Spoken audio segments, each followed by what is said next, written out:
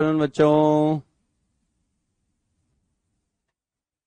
I hope कि अब आप मेरे को देख पा रहे हैं और सुन पा रहे हैं। Once again welcome welcome in class of mole concept. आज मेरे बच्चों, हमने लास्ट क्लास में जहां खत्म किया था उसके बाद आज हम hydrate compound, non stoichiometric compound के बारे में भी सुनेंगे और उसके अलावा अपार्ट फ्रॉम दैट हम आज स्टोइकोमेट्री को स्टार्ट करेंगे, है ना। बिल्कुल जो जेई मेन और एडवांस के लिए रिक्वायर्ड है उस हिसाब से बात करेंगे, ठीक है ना। Good evening. आ गए आ गए आ गए आ गए आ गए आ गए आ गए। हाँ, वही मैं सोचा यार, बच्चों की गुड इवनिंग नहीं आई, अब आई बहुत सारे लोगों की। हाँ, गुड आफ्टरनून इवनिंग सब चलेगा, कोई टेंशन नहीं है। बस गुड मॉर्निंग मत करना बेटा, है ना। गुड मॉर्निंग नहीं करना, गुड आफ्टरनून चलेगा, गुड इवनिंग चलेगा, कोई दिक्कत नहीं है। मेरे यहाँ तो बच्चों बहुत लू चल रही है। सो हॉट, बाहर वेदर बहुत गर्म है कोटा के अंदर। तो मेरे को तो लगता है गुड आफ्टरनून ही चल रहा है अभी। इवनिंग नहीं मानूंगा मैं अभी, ठीक है ना। इवनिंग मानता हूँ मैं यहाँ पे कोटा में शाम को 6 बजे के बाद, क्योंकि उस समय जाके थोड़ा सा टेम्परेचर 1-2 डिग्री गिरेगा। ओके, चलो। ओके, अब देखो मेरे बच्चों, मैंने आपको लास्ट क्लास में 2 डीपीपी डिस्कस करने को बोले थे, ठीक है, किए थे मैंने। आज हम डीपीपी नंबर 3 डिस्कस करेंगे, लेकिन लेक्चर के एंड में, ताकि टाइम ज्यादा नहीं खराब हो, ठीक है। और उसके अलावा मैंने 12th क्लास में बच्चों को बता दिया है, आपको भी बता रहा हूं। ये मैं एक बार पहले बता चुका हूं, बार बार नहीं बोलूंगा, मैं सीधा आपको बुक में से होमवर्क बताऊंगा। तो ये मेरी बुक का 18th एडिशन है। अगर आप 18th एडिशन मार्केट में अवेलेबल है, अमेजोन से ले सकते हैं, बालाजी पब्लिशर से ले सकते हैं, ऑनलाइन मंगा सकते हैं, या आप ऑफलाइन भी अपने आसपास जो बड़े पब्लिशर हैं उनसे, या जो भी बुक सेलर है उनसे परचेज कर सकते हैं, है ना। और उसके अलावा इस बुक के 8th एडिशन में अब आप मोल कॉन्सेप्ट के अंदर लास्ट लेक्चर खत्म होने के बाद अब आप मेरे बच्चों कितने प्रॉब्लम सॉल्व कर सकते हैं। Yes, now you can solve exercise number 1, है ना। तो ये आपकी माई बुक। अब आप इन सर को जानते हैं, एन अवस्थी। अब हमारी दोस्ती हो चुकी है। अगर आप पढ़ाई करना चाहते हैं तो बस केवल ये बोलना बहुत जरूरी है। अब इसमें आप लोग एक्सरसाइज नंबर 1 में 1 से लेकर धीरे धीरे, टेक योर टाइम, अभी तक हमने जो पार्ट कवर किया है उसके हिसाब से आप अपने बेसिक्स को अगर बहुत स्ट्रांग करना चाहते हैं तो 1 से लेकर 65 प्रॉब्लम तक सॉल्व कर सकते हैं, ठीक है ना। ओल्ड एडिशन नहीं चलेंगे, बिकॉज उनसे आपकी मेरी नंबरिंग मैच नहीं करेगी। लेकिन हाँ, 18th के अलावा अगर आपके पास 17th एडिशन, लास्ट ईयर का भी अगर एडिशन है तो वो भी चल जाएगा। उससे पहले के 16 ऑनवर्ड नहीं चलेंगे, 16 एंड उससे पहले के एडिशन नहीं चलेंगे, क्योंकि उनमें आपके मेरे जब डिस्कशन होंगे तो नंबर्स मैच नहीं करेंगे, बिकॉज मैंने ड्रास्टिकली चेंज किए थे लास्ट ईयर, है ना। तो 18th एडिशन,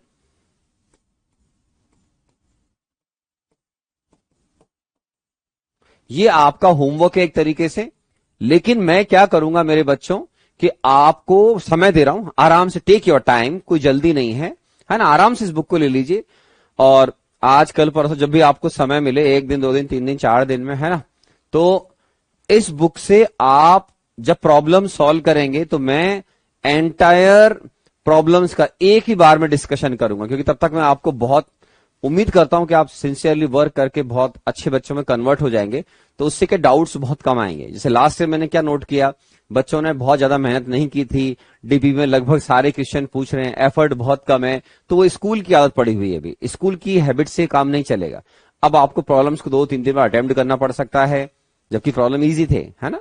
तो आप पहले डीपीपी कर लें, फिर मैं आपको शीट करवाऊंगा। उसके बाद जो हम एक्सरसाइज नंबर 1 करेंगे तो सब कंप्लीट रिवीजन हो जाएगा, ठीक है। Okay okay. अगर आपको, क्योंकि आपसे अगर थ्योरी पढ़ने के बाद प्रॉब्लम नहीं बन रहे हैं तो ये बुक आपकी वो चॉइस है जो आपकी, आप अगर इसकी एक्सरसाइज नंबर 1 कर लेंगे, क्योंकि पीछे सॉल्यूशन भी होंगे, आंसर भी होंगे, तो उससे आपका जेई मैन तक का बेस बन जाएगा, ठीक है ना। एक्सरसाइज 1 आपको जेई मैन में बहुत हेल्प करता है, ठीक है। चलिए बच्चों, ये हो गया। फिर मैं अब आपसे डीपीपी नंबर 3 इस लेक्चर के एंड में डिस्कस करूंगा। ओके, चलिए मेरे बच्चों, तो ये आ गया, ठीक है ना। हमेशा ध्यान रखें, मैं केवल इस बुक का एडिशन का डिस्कशन करूंगा। फ्यूचर में जब भी डिस्कशन करूंगा 14, 15, 16 उनकी बात नहीं कर पाऊंगा, बिकॉज उनके और मेरी नंबर ऑफ क्वेश्चंस मैच नहीं करेंगे। इसलिए उसके लिए extremely sorry, only 17th addition और 18th एडिशन। और अगर आप परचेज कर ही रहे हैं तो वाई नॉट लेटेस्ट, तो आप 18th एडिशन पर आए, ठीक है। चलिए, तो ये मैंने बच्चों आपको होमवर्क बताया। अब हमने लास्ट क्लास में जहां पे दी एंड किया था, मैं उम्मीद करता हूं कि आप उसको रिवाइज करके आए होंगे। ये सब बेटा कितनी बुक है, कहाँ मिलती है, अमेजोन पे जाएं या बालाजी पब्लिशर पे जाएं, सब जगह अवेलेबल है आज की तारीख में, है ना। इंडिया की one of the best selling book है बेटा ये, तो आपको सब जगह मिल जाएगी। ये क्या क्वेश्चन है, किसमें कितने पेजेस हैं, क्या नहीं है, वो अपने आप देखो बेटा, है ना। ये चीजें का कोई सेंस नहीं है ना। अगर आपको वाकई में अपने आप को जेई मेन एडवांस के हिसाब से कन्वर्ट करना है तो ध्यान रखें, प्रैक्टिस मेक्स परफेक्ट। जितनी प्रैक्टिस करोगे उतना अच्छा है ना। आपने सुना होगा कुंदन आग में तपकर सोना बनता है, तो तपो अब समय आ गया थ्योरी पढ़ने के साथ में प्रॉब्लम प्रैक्टिस जितनी करोगे उतने कॉन्सेप्ट्स क्लियर होंगे और कॉन्फिडेंस आएगा, ठीक है। चलो मेरे बच्चों, ठीक है ना। तो इसीलिए मैं आपको, जो बच्चे हैं सिंसियर पढ़, देखिए आईआईटी की प्रिपरेशन का मतलब सिंसियर बच्चों की तरह तैयारी करनी पड़ेगी। हर लेक्चर को बाद में रिवाइज करना पड़ेगा, उसके बेस प्रॉब्लम करने पड़ेंगे, तब जाकर आपका काम चलेगा। और मैं खुद मना करता हूं, अगर इसमें छोटी क्लास के बच्चे बैठते हैं उनको नहीं बैठना चाहिए, बिकॉज अब हम जेई के फील्ड में चल रहे हैं इस समय। तो छोटी क्लास के बच्चों को अब क्लासेस आगे अटेंड नहीं करनी चाहिए, इससे उनका पढ़ाई में इंटरेस्ट, कुछ ब्रिलियंट बच्चों को छोड़ दो तो उनका इंटरेस्ट कम हो जाता है ना। तो इसका ध्यान रखें आप, है ना। ओके, कृष कुमार लिख रहे हैं सर आपका बुक अमेजोन पे नंबर 1 पे। हाँ मुझे मालूम है, मैं बोलना नहीं चाह रहा था, लेकिन कृष कुमार को इतनी नॉलेज है, ये बहुत अच्छी बात है। Sir please class timing change, नहीं क्लास कैसे चेंज करेंगे टाइमिंग बेटा। सर प्रॉब्लम्स नहीं बन रहे हैं, नहीं आपको यश को बहुत पढ़ाई करनी पड़ेगी, जेई के हिसाब से ऐसे काम नहीं चलता है। फिर मैथ्स फिजिक्स में क्या करोगे, अगर फिजिकल केमिस्ट्री मैं पढ़ा रहा हूं आपको, मेरी बुक के फंडामेंटल क्वेश्चंस हैं, डीपीपी दे रहा हूं, तो फिर फिजिक्स मैथ्स में क्या करोगे, उससे आईआईटी की प्रिपरेशन नहीं होगी बेटा। यश पढ़ाई करें डिटेल में, है ना। चलिए आओ मेरे बच्चों, अब हम लास्ट क्लास में जहां थे उससे आगे बढ़ते हैं। चलिए, मैं उम्मीद करता हूं कि आप रिवाइज करके आए होंगे। तो अब हम इस प्रॉब्लम को सॉल्व करेंगे जो थोड़ा डिफिकल्ट साइड पर है, क्योंकि क्लास के अंदर देखिए सब तरह के बच्चे बैठेंगे। अब आपकी क्लास में कोई 1000, 2000, 5000 बच्चे नहीं है, समझ रहे हैं आप। इस समय बहुत बच्चे, सो मैनी थाउजेंड्स बच्चे कैरियर विल पर एडमिशन ले चुके हैं, तो इनका बहुत लाइफ का सबसे बेहतरीन डिसीजन है। तो अब हम इस प्रॉब्लम को सॉल्व करेंगे। इस प्रॉब्लम को सॉल्व करने में आपको दिमाग भी लगाना है ना। ये अभी तक का सबसे ज्यादा दिमाग लगाने वाला प्रॉब्लम आएगा आपके लिए हाल फिलहाल। तो चलिए स्टार्ट करिए, पढ़ो। देखिए ऑर्गेनिक कंपाउंड है, कंप्लीट कंबस्शन। अगर नहीं समझते तो आपकी हेल्प करता हूं कि आपका ये जो कंपाउंड है मेरे बच्चों, इस कंपाउंड का ऑक्सीजन से रिएक्शन होगा, बहुत बढ़िया। और जैसा मेंशन है उसके हिसाब से ऑक्सीजन से रिएक्शन करने के बाद आपको इसमें कार्बन डाइऑक्साइड प्लस वाटर बनेगा, है ना। तो इस कंबस्शन का मतलब होता है हाइड्रोकार्बन और उन दियर डेरिवेटिव्स जो भी हैं, है ना। जैसे इस प्रॉब्लम के अकॉर्डिंग बता रहा हूं, तो हाइड्रोकार्बन एंड दियर डेरिवेटिव्स को आप ऑक्सीजन से रिएक्शन कराएं तो जो भी प्रोडक्ट बनेंगे उसमें कार्बन डाइऑक्साइड और वाटर वगैरह बनते हैं। इसमें इन्होंने मेंशन किया है मेरे बच्चों कि हमारे पास 44 ग्राम CO2 और 18 ग्राम H2 है। अब ध्यान रखना है, जो बच्चे कंसंट्रेट नहीं करेंगे यहां से डिफरेंस आना बहुत शुरू हो जाएगा। बिलो एवरेज, एवरेज, एबो average, good, very good, extremely good. अब आपको मेहनत करनी पड़ेगी, दिमाग लगाना पड़ेगा। अब रोने धोने से काम नहीं चलेगा, सर ये नहीं हो रहा वो नहीं हो रहा, नहीं, दोबारा रिवीजन करो, अच्छे से रिवीजन करो, रिवाइज करके आइए, ठीक। चलिए, अब इनमें से कुछ बच्चों ने सॉल्व किए होंगे प्रॉब्लम। एक बच्चे ने आंसर लिखा है, एक बच्चे ने समर्थ ने आंसर भी लिखा है। Okay, very nice. तो आपने प्रॉब्लम सॉल्व कर दिया। अब मैं इसको बताता हूं कैसे सॉल्व होगा मेरे बच्चों। तो इसमें क्या हो रहा है बेटा, आपके कंपाउंड के अंदर जो कार्बन होगा, ये कार्बन किसके अंदर प्रेजेंट है मेरे बच्चों, कंपाउंड के अंदर है। किससे रिएक्शन कर रहा है बेटा, ऑक्सीजन से। तो ये भी ठीक है सर। तो ये C+O2 से CO2 बनता है, ऐसा बेसिक आइडिया आपको है। ये हाइड्रोकार्बन है, धीरे डेरिवेटिव्स क्या है मुझे पता नहीं है, CH है समथिंग है, ये CXHY हो सकता है मेरे बच्चों, ऐसा भी मैं आगे जाके आपको और पढ़ाऊंगा, ये ऐसा भी हो सकता है, मालूम नहीं है। तो आप बिल्कुल बेसिक लेवल पे जाओ कि जितने मोल CO2 बनेंगे, सामने देखना मेरे बच्चों, उतने ही मोल तुम्हारे कंपाउंड में कार्बन के मोल्स होंगे। क्यों, कंबस्शन का मतलब है उस कंपाउंड की ऑक्सीजन से केमिकल रिएक्शन हो रही है, ठीक है। तो यहां पर मोल्स ऑफ जो CO2 होगा वही मोल्स ऑफ कार्बन के बराबर होगा, because everybody knows 1 mole carbon will produce 1 mole of CO2। तो CO2 के मोल्स निकाल लो बेटा। तो CO2 के मोल्स निकालिए, 44 डिवाइड बाय 44 तो 1 आए। तो इसका मतलब मेरे इस कंपाउंड के अंदर 1 मोल कार्बन है। तो मास कितना हो गया बेटा? Mass of carbon present in compound, कितना हो गया बेटा? 1 मोल CO2 है, इसका मतलब 1 मोल कार्बन है कंपाउंड में। तो इसका 1 मोल कार्बन का मास कितना हो गया बेटा? 1 इंटू 12, ये 12 ग्राम हो गया मेरे बच्चों, ये लीजिए। ठीक है, अब आगे आओ। फिर ये बोलते हैं कि आपके पास इनिशियली 30 ग्राम ऑर्गेनिक कंपाउंड था। अब वाटर कितना बना मेरे प्यारे बच्चों? तो इस कंपाउंड में की जो बेसिक रिएक्शन है उसमें ये समझो कि हाइड्रोजन किसके अंदर प्रेजेंट है? कंपाउंड में, इन कंपाउंड। ये O2 से रिएक्ट करके क्या बनाएगा बेटा? H2O। तो जितने भी मोल्स H2 बने होंगे उतने आपके पास हाइड्रोजन रहे होंगे उस कंपाउंड में, या 1 मोल H2 contains 2 mole of H। तो मोल्स ऑफ H2 निकाल लो मेरे बच्चों। मोल्स ऑफ H2 कैसे निकालोगे मेरे प्यारे बच्चों? 18 डिवाइड बाय 18, ये इसके मोल्स 1 आ गए। अब इसको देखकर मोल्स ऑफ हाइड्रोजन कितने हो गए बेटा? 2 इंटू मोल्स ऑफ H2O। तो कितना हो गया बेटा? 2 इंटू 1। इसका मतलब तुम्हारे उस कंपाउंड में 2 मोल हाइड्रोजन या 2 ग्राम हाइड्रोजन प्रेजेंट है। Yes sir. तो मास ऑफ हाइड्रोजन कितना हो गया बेटा? Mass of hydrogen in compound कितना हो गया बेटा? 2 मोल इंटू 1, ये आ गया 2 ग्राम। अब यहां से आपको ब्रेन लगाना है या यूज करना है, बहुत बढ़िया। क्या तुम्हारे पास 12 ग्राम कार्बन उस कंपाउंड में है, कंफर्म हुआ। 2 ग्राम मेरे बच्चों उसमें हाइड्रोजन है, कंफर्म हो गया। आपने 30 ग्राम कंपाउंड लिया था, ठीक है ना? तो आपने क्या लिया था? ये देखो, एक बच्चा पूछ रहा, अरे अब क्या बोलूं उस बच्चे को, समझ रहे हो? H2 प्लस हाफ O2, इसको बोलते हैं बैलेंस रिएक्शन।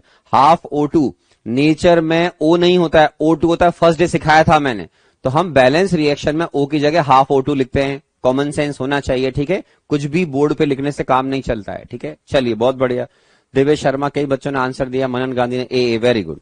तो अब देखो बेटा, 2 ग्राम इसका वेट और 12 ग्राम इसका वेट, 14 ग्राम हो गया। जबकि आपके कंपाउंड का वेट था 30 ग्राम। तो मैंने लास्ट क्लास में सिखाया था कि कंपाउंड के कांस्टेंट एलिमेंट का मास जब आप ऐड कर देंगे, तब भी अगर किसी का मास बच गया तो रेस्ट मास किसका होगा बेटा? रेस्ट मास होगा आपका किसका? ऑक्सीजन का। तो मास ऑफ ऑक्सीजन निकालो मेरे बच्चों।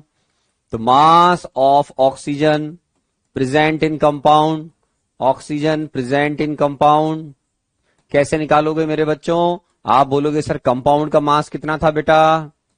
30 gram minus weight of hydrogen minus weight of carbon. तो 30 ग्राम माइनस 2 माइनस 12, ये कितना आया? 16 gram. It's mean moles of O in compound. तो moles of O in compound कितना हो गया बेटा? 16 डिवाइड बाय 16, 1 मोल। तो आपके पास 1 मोल क्या हो गया बेटा? O हो गया।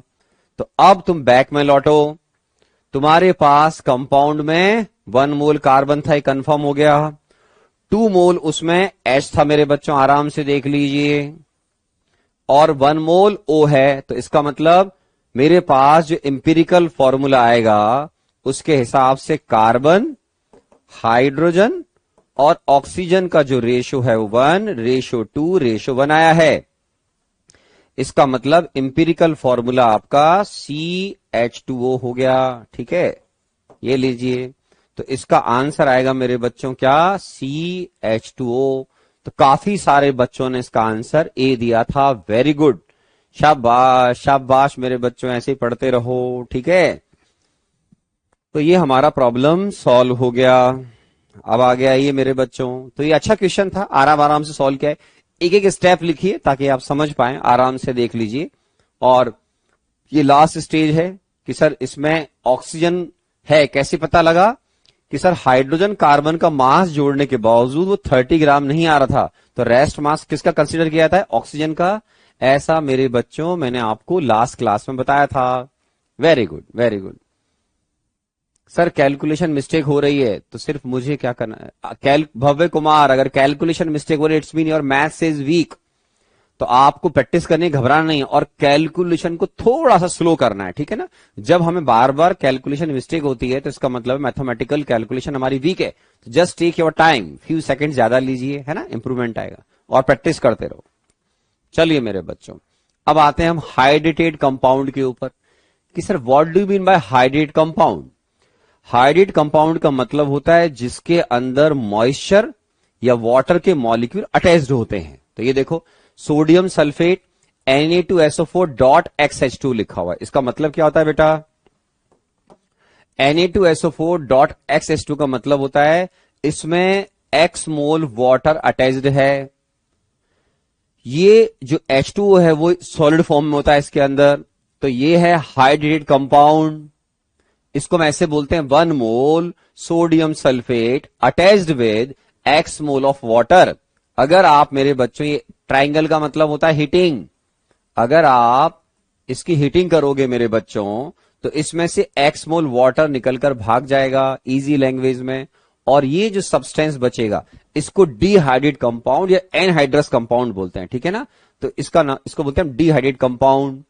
ये सब इनऑर्गेनिक केमिस्ट्री के अंदर बेसिक्स में आएंगे, कभी ना कभी कोई टेंशन लेने की जरूरत नहीं है, बस आपको मालूम होना चाहिए what do you mean by hydrated, what do you mean by anhydrous या dehydrate compound. Similarly 1 mole copper sulphate attached with 5 mole of water, तो इसको बोलते हैं बेटा हाइड्रेट कंपाउंड। ये अपने आप में एक स्टेबल हाइड्रेट कंपाउंड है। इसकी भी हीटिंग करोगे तो वाटर निकल के भाग जाएगा, रिमेनिंग पार्ट को आप एनहाइड्रस या डिहाइड्रेट कंपाउंड बोलते हैं। तो ये नॉलेज के लिए ध्यान रखें केवल। हाँ, बोलते कैसे हैं इसको? 1 mole this hydrate compound is containing 1 mole of copper sulphate and 5 mole of water. This 1 mole hydrate compound containing 1 mole Na2SO4 और X मोल वाटर। जैसे मान लीजिए अगर मैं बोलूं कि सर मोलर मास या इजी लैंग्वेज में मैंने सिखाया था मास ऑफ 1 मोल Na2SO4.XH2 क्या होगा? अपने आप निकालो मेरे बच्चों, तो X की टर्म में आएगा। तो कैसे निकालोगे बेटा? 1 mole this compound contain 2 mole of sodium 23 into 2, sulphur 32 बेटा, ऑक्सीजन 16 इंटू 4, ये लो मेरे बच्चों, प्लस XH2O, तो यहां लिखो 18 इंटू एक्स। ये मास इसका ओवरऑल ग्राम में आएगा, ठीक है। तो कभी भी अगर मोलर मास निकालना हो उस हाइड्रेटेड कंपाउंड का, तो ध्यान रखना है कि उसके साथ में जो वाटर अटैच्ड है वो भी जुड़ेगा। और 18x क्यों लिखा बेटा? 1 मोल वाटर का मास है 18, x मोल वाटर का मास हो जाएगा 18 इंटू एक्स ग्राम। लिख लीजिए, ठीक है, लिखो मेरे बच्चों। हाँ ठीक है। वाटर इसमें क्रिस्टलाइज फॉर्म में होता है, सॉलिड फॉर्म में होता है मेरे बच्चों। इसको ऐसे भी लिख सकते हैं अपने समझने के, लाइक दिस। एस का मतलब है सॉलिड, है ना, बहुत बढ़िया। ठीक है, लिख लीजिए आराम से, ठीक है ना। ओके, देखो मेरे प्यारे बच्चों, आ गया समझ में? तो ये बहुत सिंपल सा कॉन्सेप्ट है, आराम से समझें, बहुत इजी। को बोलते हैं हाइड्रेटेड कंपाउंड, जिसमें कंपाउंड के अंदर वाटर अटैच्ड है, क्रिस्टलाइज है, सॉलिड फॉर्म में है, और अगर वाटर निकालकर आप उसको अलग कर देंगे तो ये कहलाएगा एनहाइड्रस या डिहाइड्रेटेड कंपाउंड। ठीक है, आगे बढ़े मेरे बच्चों। ठीक, और देखो मेरे बच्चों, अब इस पर बेस्ड हम एक क्वेश्चन करते हैं कि मान लो सर इस पर बेस्ड कोई प्रॉब्लम फ्रेम हो तो कैसे बनेगा। एक सिंपल इलस्ट्रेशन है आपके लिए, आराम से देखें, सॉल्व भी नहीं करना है आपको, बाद में हम और प्रॉब्लम फ्यूचर में सॉल्व करेंगे आप शीट वगैरह के अंदर।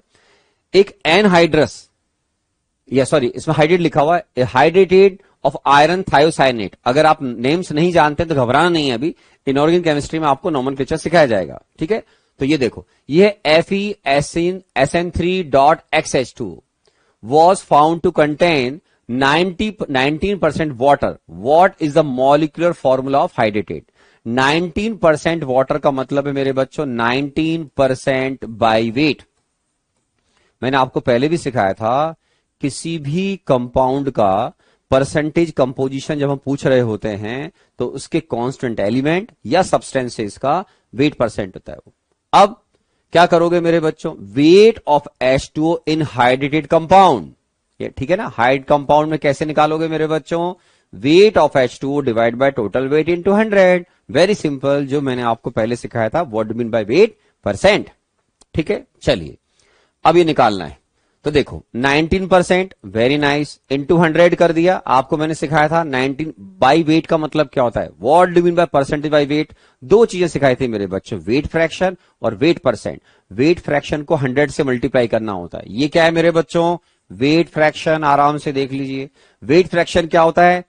इस 1 मोल कंपाउंड में x मोल वाटर है, तो उसका मास कितना हो गया बेटा? 18 इंटू एक्स। आप बोलोगे यस सर, ये किसका वेट है बेटा? वाटर का वेट। डिवाइड बाई किसका वेट है? 1 मोल कंपाउंड का वेट। कैसे निकालोगे बेटा? आयरन 56, सल्फर 32 इंटू 3, 3 नीचे लिखा हो बेटा।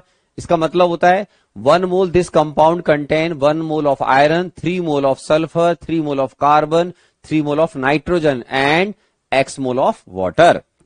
तो ये मेरे बच्चों आयरन का मास, ये सल्फर, ये कार्बन, ये नाइट्रोजन और ये आपका वाटर।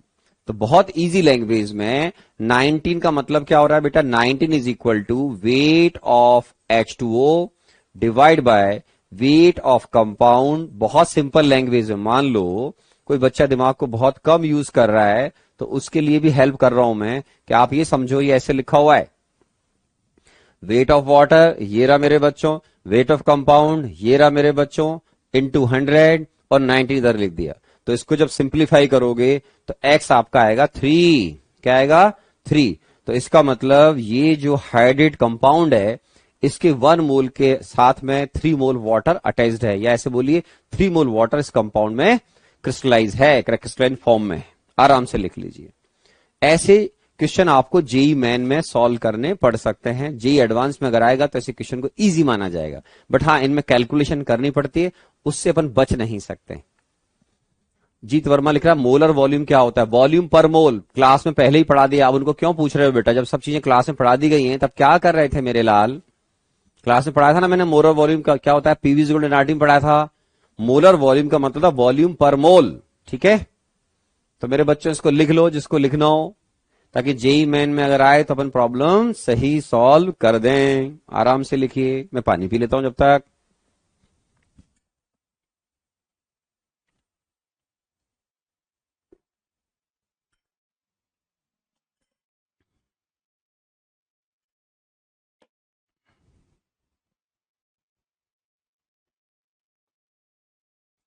एक भव्य कुमार बोल रहा है सर, अगर वाटर क्रिस्टलाइज फॉर्म में जस्ट 2.5 नहीं आएगा बेटा, है ना। जो कंपाउंड बनते हैं उनमें ये इंटीजर वैल्यू आती है, ठीक है ना, 5, 7, 2 इस तरीके से, है ना। आपके मेरे कहने से फ्रैक्शनल रैशनल वैल्यूज नहीं आती है बेटा, है ना। ये स्टेबल कंपाउंड है जो नेचर में एग्जिस्ट कर रहे हैं, उसमें आपकी और मेरी अपनी वाली नहीं चलती है कि सिंपल मैथ्स कहीं भी लगाए जाओ, नहीं, है ना। चलिए आगे बढ़े मेरे बच्चों, आगे बढ़े। चलिए अब आते हैं मेरे बच्चों नॉन स्टोइकियोमेट्रिक कंपाउंड के ऊपर। क्या बोला बेटा? Non stoichiometric compound. ठीक है, बहुत बढ़िया। सर प्लीज नोट्स बनाने का टाइम दो। मेरे बच्चे टाइम तो दिया ना यार, इतना सा लिखने के लिए टाइम दिया, लिख ले मेरे बच्चे। अब जब हम समझ लेते हैं ना तो आपको इतना सा लिखने के बाद इसको थोड़ी लिखना होता है बेटा। इतना सा लिखने के बाद सीधा लिखो x इज इक्वल टू 3, क्योंकि कैलकुलेशन तो आपको करनी पड़ेगी एग्जाम में, है ना। चलिए कोई बात नहीं, बच्चे ने टाइम मांगा, अपन ने और दे दिया। Sir how to develop approach for advance problem, सिखाया ना अभी आते ही आते कि आपको बुक सॉल्व करनी पड़ेगी। हाँ फ्रैक्शनल वगैरह एक आध जगह होती है, एक बच्चे ने बोला जिप्सम वगैरह में, हाँ होती है, इंडस्ट्री मैंने भी काम किया हुआ है, तो रेयर केस में। तो आपको तो एग्जाम में अगर ऐसे जिप्सम जैसा केस ही पकड़ा दिया तो फिर आपको जो भी वैल्यू आ रही है वो लेनी है। जैसे कॉपर सल्फेट में 5 मोल अटैच होता है, मैग्नीशियम सल्फेट में 7 मोल होता है, तो जनरल जो डेटा है उसके हिसाब से वैल्यू इंटीजर होती है। बट कहीं कहीं पर अगर बहुत ज्यादा फ्रैक्शनल वैल्यू है तो वो आपको एग्जाम में जो भी आएगी वो निकालनी पड़ेगी, है ना। जैसे यहां देखो कैलकुलेशन पर 2.99 समथिंग आता तो मैंने उसको 3 लिखा है ना। हो गया मेरे बच्चों, अब आगे चलते हैं। यस, नॉन स्टोइकियोमेट्रिक कंपाउंड, इसमें किसी भी कंपाउंड के अंदर मेरे बच्चों कॉन्स्टिट्यूएंट एलिमेंट्स सिंपल रेशो में नहीं होते हैं, सिंपल रेशो में नहीं होते हैं। जैसे देखो, आपने हो सकता है CuS का नाम सुना हो, Cu2S का नाम सुना हो, आपने FeO का नाम सुना हो, या आपने हो सकता है Fe2O3 का नाम सुना हो। ये सब स्टोइकियोमेट्रिक कंपाउंड है। क्या है मेरे बच्चों? Stoichiometric compound. आराम सुनिएगा, इजी लैंग्वेज में इन कंपाउंड के अंदर कॉन्स्टिट्यूएंट एलिमेंट सिंपलेस्ट रेशो में है। इसमें देखो कॉपर सल्फेट 1:1 के मोल रेशो में है, इसमें 2:1 में है, इसमें 1:1, इसमें 2:3। मतलब कोई भी एलिमेंट का जो नंबर है वो फ्रैक्शनल नहीं होता है इसके अंदर, तो ये कहलाते हैं stoichiometric compound. Elements are present with simple ratio, simple number होगा उनके साथ में नीचे 1 2 3 4 5 6 7। जैसे इसको देखो मेरे बच्चों, 1 मोल Fe2O3 containing 2 moles of iron, 3 mole of oxygen। 1 mole this compound contain 1 mole of copper, 1 mole of sulfur। लेकिन नॉन स्टोइकियोमेट्रिक कंपाउंड के अंदर जैसे अगर मैं लिखूं Fe 0.930 या Cu 1.8s, तो इसमें जो कॉन्स्टिट्यूएंट एलिमेंट्स हैं वो सिंपल इंटीजर नंबर के साथ में प्रेजेंट नहीं होते हैं, है ना। ठीक है, तो इसमें लिख लो आराम से। ये रटना नहीं होता है, समझना होता है बस, कि आपको दिखना चाहिए कि हाँ सर 0.93 आ रहा है, ये 1.8 आ रहा है। पहले मैं इसका मीनिंग समझा देता हूं। क्या इसका मतलब होता है मेरे बच्चों? 1 mole this compound is containing 0.93 mole of iron and 1 mole of oxygen.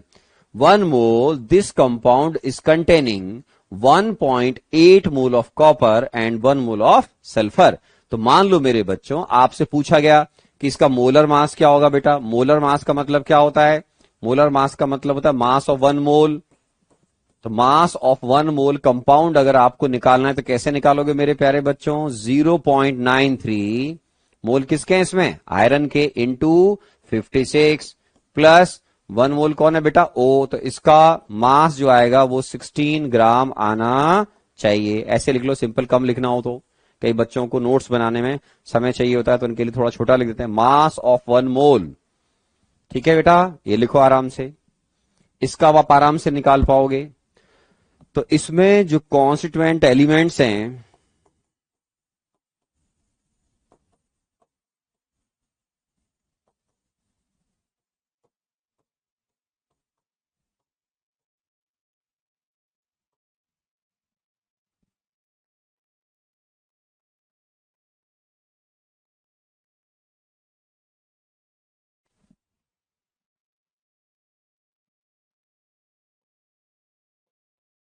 इसमें कॉन्स्टिट्यूएंट जो एलिमेंट्स हैं वो इंटीजर वैल्यू के साथ में प्रेजेंट नहीं होते हैं।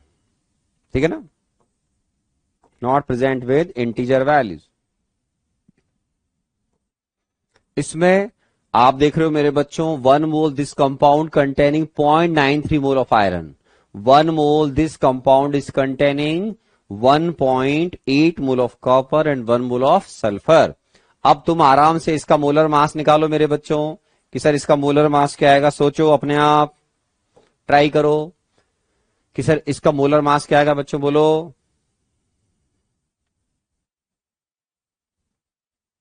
लिखो मेरे बच्चों, लिखो। तो आप बोलोगे सर इसका मोलर मास आएगा 1.8 इंटू 63.5, कॉपर का मास मैं 63.5 मान रहा हूं, प्लस 32, ये लो सल्फर 32। तो इस तरीके से हम किसी भी नॉन स्टोइकियोमेट्रिक कंपाउंड का मोलर मास कैलकुलेट कर सकते हैं। ये लिख लीजिए आराम से। सर डीपीपी का आंसर भी दे दीजिएगा। अरे हाँ देंगे ना मेरे बच्चे, किसने मना किया? किसने मना किया? ठीक है, कई बच्चे बहुत फालतू लिखते रहते हैं यार, मतलब उनको सोचना चाहिए पढ़ाई करो यार, क्या लिखे जा रहे हो, इसको ऐसे लिख दें, इसको वैसे लिख दें, मतलब दिमाग ही नहीं लगाना है, सुनना तो है ही नहीं। जो मन में आए वो लिखे जाओ। ये ऑनलाइन एजुकेशन का सबसे बड़ा ड्रॉबैक होता है, जिसमें बच्चा ढंग से सुनने की बजाय, कई बच्चे, सारे नहीं, नॉट ऑल, वो बस उनको टाइप करने से मतलब होता है ना। सर क्लासेस क्यों प्ले नहीं हो रही हैं?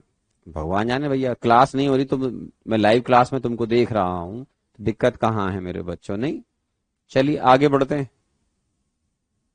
आओ मेरे बच्चों, अब हम बात करेंगे स्टोइकियोमेट्री की। आप बोलोगे ये सही है सर। आओ मेरे बच्चों स्टोइकियोमेट्री पर। स्टोइकियोमेट्री के अंदर हम क्या करते हैं मेरे बच्चों, कि जो भी रिएक्शन होगी उसमें जो, अब सिंसियर हो जाए सारे बच्चे, क्योंकि अब हम मोल कॉन्सेप्ट को यूज करेंगे हमारी स्टोइकियोमेट्री के अंदर, ठीक है ना। अब आराम से सुनो मेरे बच्चों, स्टोइकियोमेट्री में हम किसी भी केमिकल रिएक्शन में जो रिएक्टेंट और प्रोडक्ट होते हैं उनका क्वांटिटेटिव एनालिसिस करते हैं। क्या करते हैं? क्वांटिटेटिव एनालिसिस, मतलब वो एनालिसिस जो क्वांटिटी, मतलब उनके मास या अमाउंट के बेसिस पर हो, उसको हम बोलते हैं स्टोइकियोमेट्री। इसका मतलब क्या है, पहले आराम सुनो। आपके पास मेरे बच्चों ये एक बैलेंस रिएक्शन है, बैलेंस केमिकल रिएक्शन। तो आपने जो 9th-10th क्लास में सुना होगा उसके हिसाब से बता रहा हूं मेरे बच्चों, कि आपके पास मान लीजिए ये एक रिएक्शन हो रही है जिसमें आपके पास ये सब्सटेंसेस बन रहे हैं, ठीक है। तो इसमें क्या होता है मेरे बिट्टू, ए और बी कौन है? आप बोलोगे सर ए एंड बी क्या है मेरे बच्चों? रिएक्टेंट्स हैं। सी कौन है मेरे बच्चों? प्रोडक्ट, ठीक।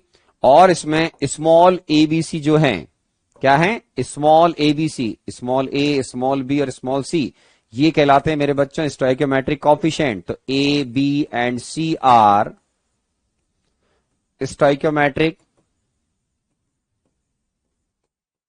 Stoichiometric compound. अब मेरे बच्चों आपको मेरे नोट्स की पीडीएफ फाइल भी मिलने लग गई होगी, ठीक है ना। तो a b and c are stoichiometric, sorry,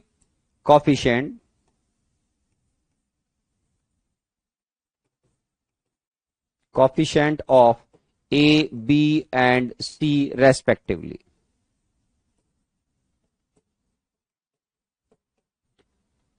ठीक है मेरे बच्चों। तो किसी भी केमिकल रिएक्शन में स्टोइकियोमेट्री का मतलब हो गया, हम जो वेरियस रिएक्टेंट प्रोडक्ट रिएक्ट करेंगे, जैसे ए और बी रिएक्ट कर रहे हैं, सी फॉर्म करेंगे, तो इसका मीनिंग क्या होता है? आराम सुने। स्मॉल ए का मतलब है इस रिएक्टेंट के ए मोल्स अदर रिएक्टेंट बी के बी मोल के साथ में रिएक्ट करके सी मोल्स प्रोड्यूस करेंगे। ये इसका बेसिक मीनिंग होता है। जैसे मान लो N2 plus 3H2 converting into 2NH3, ठीक है बेटा। तो ये जो स्टोइकियोमेट्री है उसके अकॉर्डिंग नाइट्रोजन और हाइड्रोजन हो गए मेरे बच्चों रिएक्टेंट, अमोनिया हो गया प्रोडक्ट।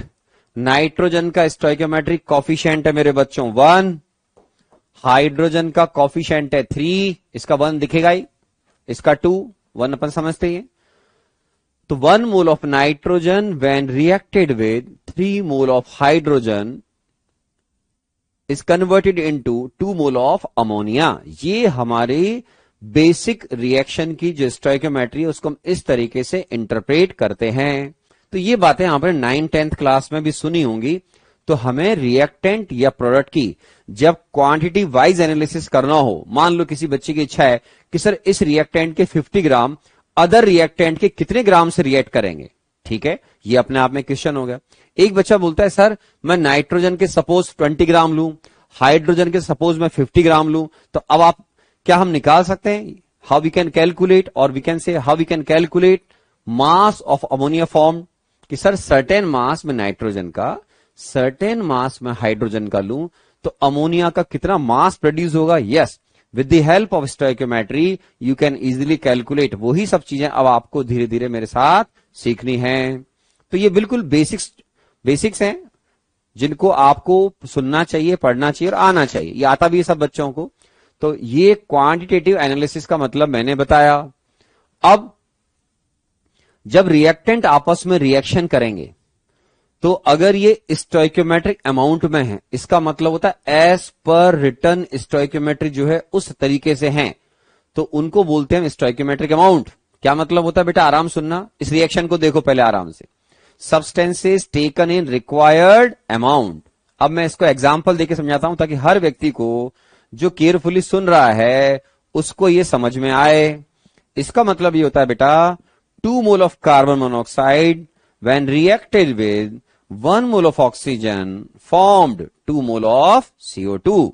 तो 2 mole carbon monoxide 1 mole of O2 से रिएक्ट करके 2 मोल ऑफ CO2 बनाएगा। तो अब आपने मान लो मेरे बच्चों इसके 2 मोल लिए, तो इसके 2 मोल इसके 1 मोल से रिएक्ट करेंगे, तो इन दोनों का जो मोलर रेशियो है वो इस बैलेंस रिएक्शन में 2:1 है, तो वो ही मेंटेन होना चाहिए। तो इसको हम बोलते हैं कि sir both reactant are in stoichiometric amount. मान लीजिए किसी स्टूडेंट ने सपोज करो इसके 10 मोल ले लिए सर, तो स्टोइकोमेट्रिक अमाउंट का मतलब है कि रिएक्टेंट्स की एज पर रिक्वायरमेंट जो उनके कॉफिशिएंट्स बोल रहे हैं उनके अकॉर्डिंग वो रिएक्ट करेंगे, तो आपको उसी तरीके से उनके मोल्स आपको एक्सपेरिमेंट कर समय लेने हैं। इधर देखो, अगर आप इसके 10 मोल लोगे मेरे बच्चों, तो एज पर स्टोइकोमेट्री इसके 2 मोल हैं, तो इससे हाफ मोल O2 के होने चाहिए। तो अब आप बताओ स्टोइकोमेट्रिक अमाउंट में मुझे ऑक्सीजन कितना लेना चाहिए मेरे बच्चों। अगर मैं चाहता हूं कि एज पर स्टोइकोमेट्रिक रिएक्शन हो, स्टोइकोमेट्रिक अमाउंट का मतलब यह भी होता है कि जब उनकी आपस में इस अमाउंट के साथ में रिएक्शन होगी, तो ध्यान से सुनना, रिएक्टेंट का कोई मास या कोई मोल रिमेनिंग नहीं रहेंगे। Entire reactants will react and convert into product. ये लो मेरे बच्चों, तो अगर आपने इसके 10 मोल लिए हैं तो इसका मतलब आपको इसके 5 मोल लेने चाहिए।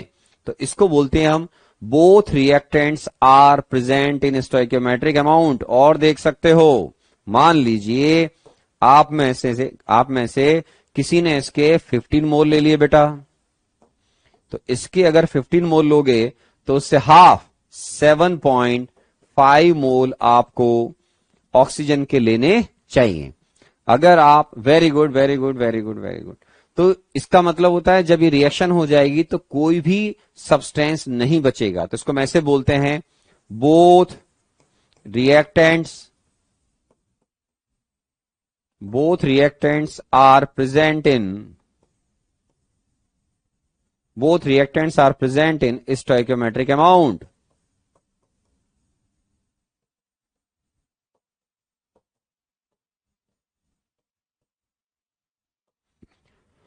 तो both reactants are present in stoichiometric amount, ये आराम से देख लीजिए। तो इससे हम प्रोडक्ट भी बना सकते हैं, बिल्कुल बनाएंगे मेरे बच्चों, भी एग्जांपल कोड करता हूं। तो पहले तो हम स्टोइकोमेट्रिक अमाउंट का मतलब समझ रहे हैं कि आप रिएक्टेंट को एज पर रिटर्न स्टोइकोमेट्री लीजिए। 2 mole of CO will react with 1 mole of O2, तो इनका मोलर रेशियो 2:1 होना चाहिए। तीनों एग्जाम्पल में अपन ने यही लिया है, तो आप बोल सकते हैं both reactants are present in stoichiometric amount. ये रेशियो लेने का फायदा क्या होता है कि आपके रिएक्टेंट में से कोई भी नहीं बचेगा मेरे बच्चों, both will completely convert into product. दूसरा एग्जांपल देता हूं मेरे बच्चों, आ जाओ। जिसे नहीं लिखा हो फटाफट लिख ले, बहुत कम लिखने को, 2-2 लाइनें केवल इसके अंदर लिख लीजिए। आगे बढ़े बेटा, आओ, ये भी हो गया अपना, आराम से। अब जैसे इधर आओ, बैलेंस केमिकल इक्वेशन अपन समझते ही हैं, तो मैं अब आपको इसके अंदर ही स्टोइकोमेट्रिक अमाउंट का मतलब दोबारा समझाता हूं। देखो क्या लिखा हुआ है, ये बैलेंस इक्वेशन है, दोनों तरफ हर एलिमेंट के नंबर ऑफ मोल्स सेम होंगे, नंबर ऑफ एटम्स या number of moles of atoms of various element should be same before and after reaction. गौर से देखो मेरे बच्चों, 1 mole nitrogen 3 mole of hydrogen से रिएक्ट कर रहा है बेटा और 2 मोल ऑफ अमोनिया बना रहा है। आप बोलोगे यस सर, तो इस तरफ नाइट्रोजन के 1 मोल हैं, मतलब बिफोर रिएक्शन मेरे पास लेफ्ट हैंड साइड पर 2 मोल ऑफ N है। 1 मोल ऑफ N2 मतलब 2 mole of N, 3 mole of H2 mean 6 mole of H। अब इधर काउंट करो, इधर भी 2 मोल N हो गया और 2 इंटू 3 6 मोल H हो गया। मतलब ये रिएक्शन अपने आप में वेल बैलेंस्ड है। ये भी ठीक है, ठीक है, ओके। चलिए मेरे बच्चों, तो अब क्या हो रहा है इसमें, ये जो लिखा है आपने N2 3s2 2ns3, इसमें देखो स्टोइकोमेट्रिक अमाउंट का मतलब क्या है, दोबारा देखो। आपने अगर इसके 5 मोल लिए सपोज, तो इसको हम ऐसे लिखेंगे बिफोर रिएक्शन, बिफोर रिएक्शन 5 मोल। तो इसके 5 मोल इसके कितने मोल से रिएक्ट करेंगे बेटा, आप बोलोगे sir 1 mole will react with 3 moles, so 5 mole will react with 15 mole, 3 into 5 15 मोल से रिएक्ट करेंगे सर। तो इसका मतलब होता है आफ्टर रिएक्शन, ठीक है, रिएक्शन स्टार्ट हुई, रिएक्शन स्टार्ट होगी तो 5 mole of nitrogen will consume 15 mole of hydrogen and formed, सोचो मेरे बच्चों, एंड फॉर्म्ड, इसके 1 मोल से इसके 2 मोल बनने चाहिए, तो 5 मोल से 10 मोल, तो यहां लिखो 10 मोल NH3 फॉर्म्ड।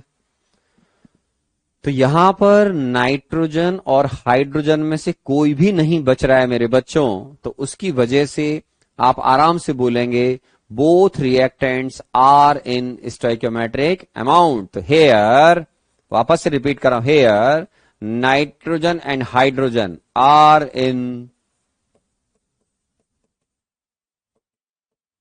स्टोइकोमेट्रिक अमाउंट, कि सर ये दोनों हमारे स्टोइकोमेट्रिक अमाउंट में हैं, आराम से लिख लीजिए, वेरी गुड। अब आगे बढ़ते हैं कि सर अब दोबारा एक बार और फटाफट प्रैक्टिस हो जाए। मान लो मेरे बच्चों मैंने इसके मान लो 25 मोल लिए, ठीक है सर, इसके 25 मोल लोगे, अभी आपको आना चाहिए इसके 25 मोल अगर आप लेंगे, ठीक, तो और मान लीजिए इसके 75 मोल हैं, तो अब आफ्टर रिएक्शन इसके कितने मोल्स बनेंगे मेरे बच्चों, अपने आप निकालो। तो आप इस सिंपल स्टोइकोमेट्री को यूज करें, 1 mole of N2 will react with 3 mole of hydrogen and form 2 mole of NH3। अब लिखो क्वांटिटेटिव एनालिसिस, मतलब क्वांटिटी के बेसिस पर, सुनते क्यों नहीं हो जयंत एक बार में, क्वांटिटी समझते हो, मास या मोल के बेसिस पर आपको कैलकुलेशन करनी पड़ेगी, ठीक है बेटा। क्वांटिटी क्या होता है आपको मालूम होना चाहिए, वेरी गुड। तो बच्चों का आंसर क्या है बेटा, 25 mole will react with 75 mole of hydrogen, सबके आंसर सही आ रहे हैं, and form 50 mole, 2 into 25 means 50 mole of NH3। ये लीजिए मेरे बच्चों, तो ये भी समझ में आ गया सर, बहुत बढ़िया, ठीक है। अब आगे बढ़ते हैं मेरे बच्चों। अब ऐसा हमेशा जरूरी नहीं है कि आपके जो रिएक्टेंट हैं वो मेरे बच्चों स्टोइकोमेट्रिक अमाउंट में हमेशा हो, जरूरी नहीं है, ज्यादा भी हो सकता है, कोई कम भी हो सकता है। तो आराम सुने, जो रिएक्शन में पहले फिनिश हो जाएगा वो कहलाएगा, अरे बाप रे इतने सारे बच्चों के आंसर आ रहे हैं, मान लिया मान लिया मान लिया, 50-50, वेरी गुड वेरी गुड, सबके समझ में आ गया है ना, सुनते रहो, बहुत बढ़िया। अब रुक जाओ, अब कोई ऐसा रिएक्टेंट अगर आपके रिएक्शन में, जरूरी नहीं है कि रिएक्टेंट स्टोइकोमेट्रिक अमाउंट में हो, जरूरी नहीं है, तो उनमें से कोई ऐसा रिएक्टेंट जो सबसे पहले फिनिश होगा, कंज्यूम हो जाएगा, उसका नाम होता है बेटा लिमिटिंग रिएजेंट। रिएजेंट मतलब वो रिएक्टेंट जो रिएक्शन में पार्टिसिपेट कर रहा है, रिएजेंट बोले रिएक्टेंट बोले एक ही बात है ना, स्क्रीन पे लिखने की जरूरत नहीं है, फिर ना बहुत से लोग शुरू हो जाते हैं। तो लिमिटिंग रिएक्टेंट बोल दें, लिमिटिंग रिएजेंट बोल दें।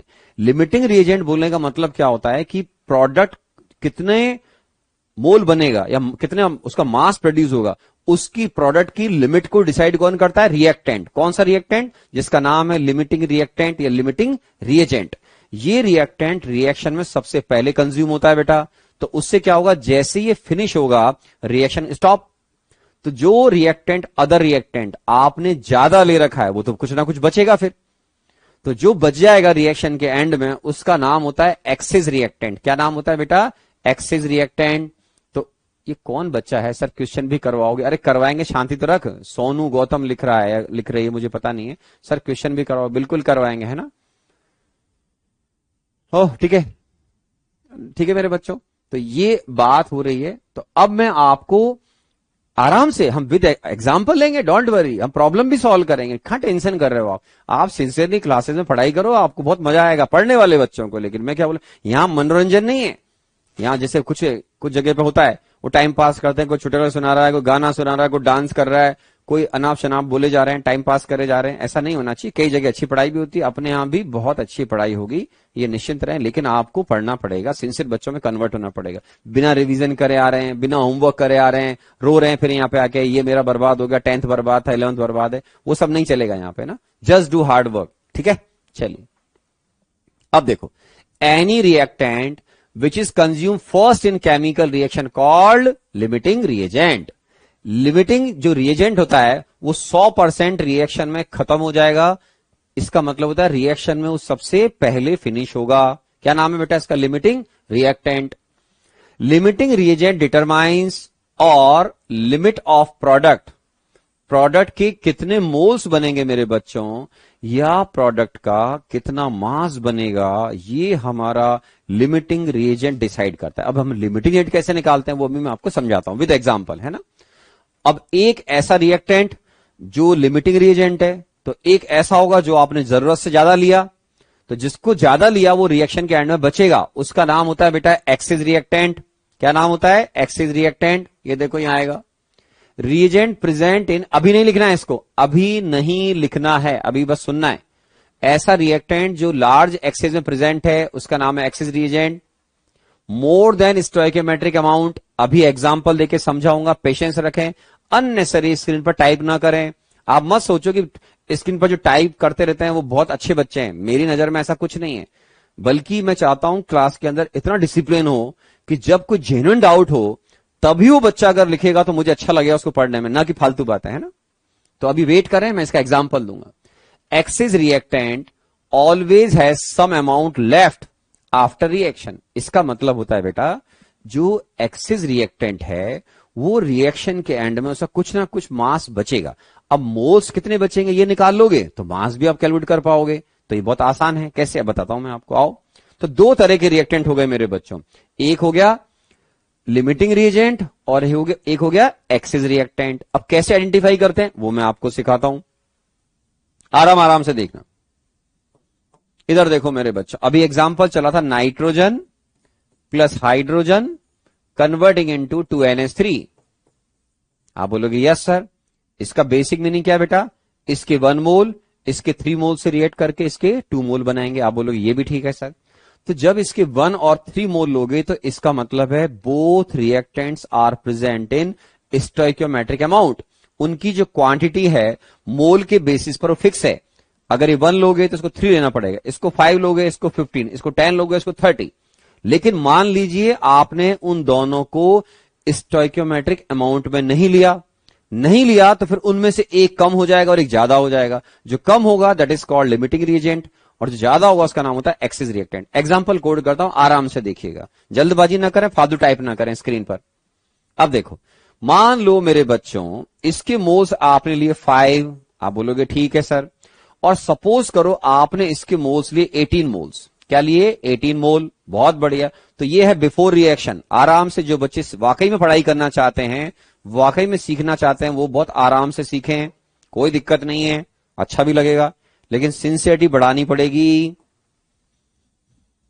अब देखो मेरे बच्चों, बिफोर रिएक्शन इसके 5 मोल हैं। आप बोलोगे ठीक है सर। इसके आपने 18 मोल लिए, तो अब मुझे सबसे पहले एग्जाम में चेक करना होता है कि स्टोइकियोमेट्रिक अमाउंट में है या नहीं है। तो देखो इसके 1 मोल इसके 3 मोल से रिएक्ट करेंगे, तो 5 मोल के लिए आपको 5 इंटू 3 15 मोल चाहिए थे, लेकिन आपने तो 18 मोल ले लिए। तो इसका मतलब ज्यादा कौन हुआ मेरे बच्चों? आपने ज्यादा लिया किसको? हाइड्रोजन को कम, और नाइट्रोजन जो है वो इसमें कहलाएगा लिमिटिंग रिएक्टेंट या रिएजेंट बोल दिए, जो आपको अच्छा लगता हो वर्ड। तो ये तो हो गया मेरे शॉर्टकट में, इसको मैं बोलूंगा मेरे बच्चों LR। क्या बोलूंगा? LR limiting reagent.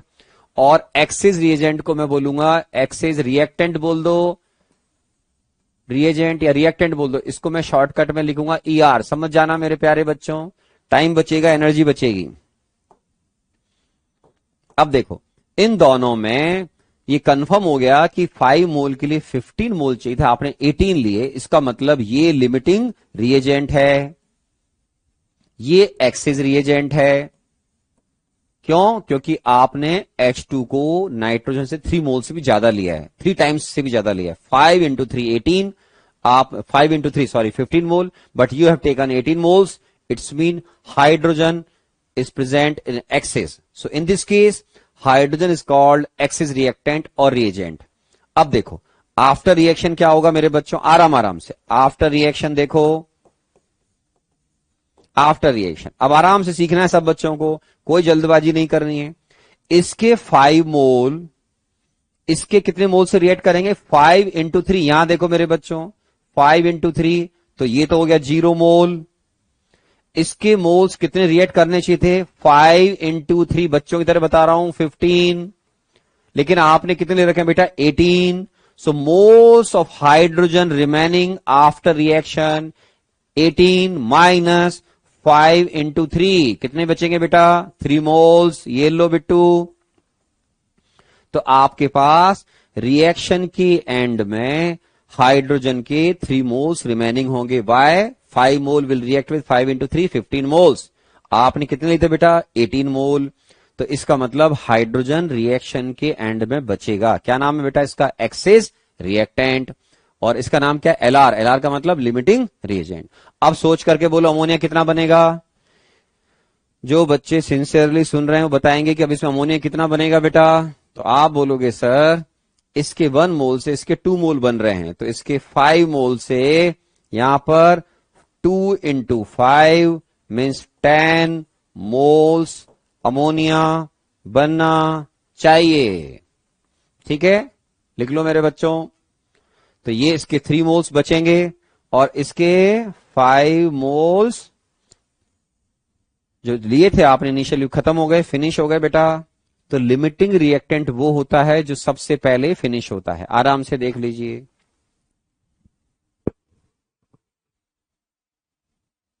हाँ very good very good very good, शाबाश शाबाश, सबका आंसर 10 आ रहा है। तो लिख लीजिए, जो फर्स्ट टाइम पढ़ रहे हैं, जिन्होंने फर्स्ट टाइम स्टडी कर रहे हैं मेरे साथ में या थोड़ा बहुत पढ़ रखा है, वो यहां से अपने बेस को स्ट्रांग बनाएंगे। ठीक है, तो आराम से लिखें, फिर हम अभी और आगे बढ़ जाएंगे मेरे बच्चों।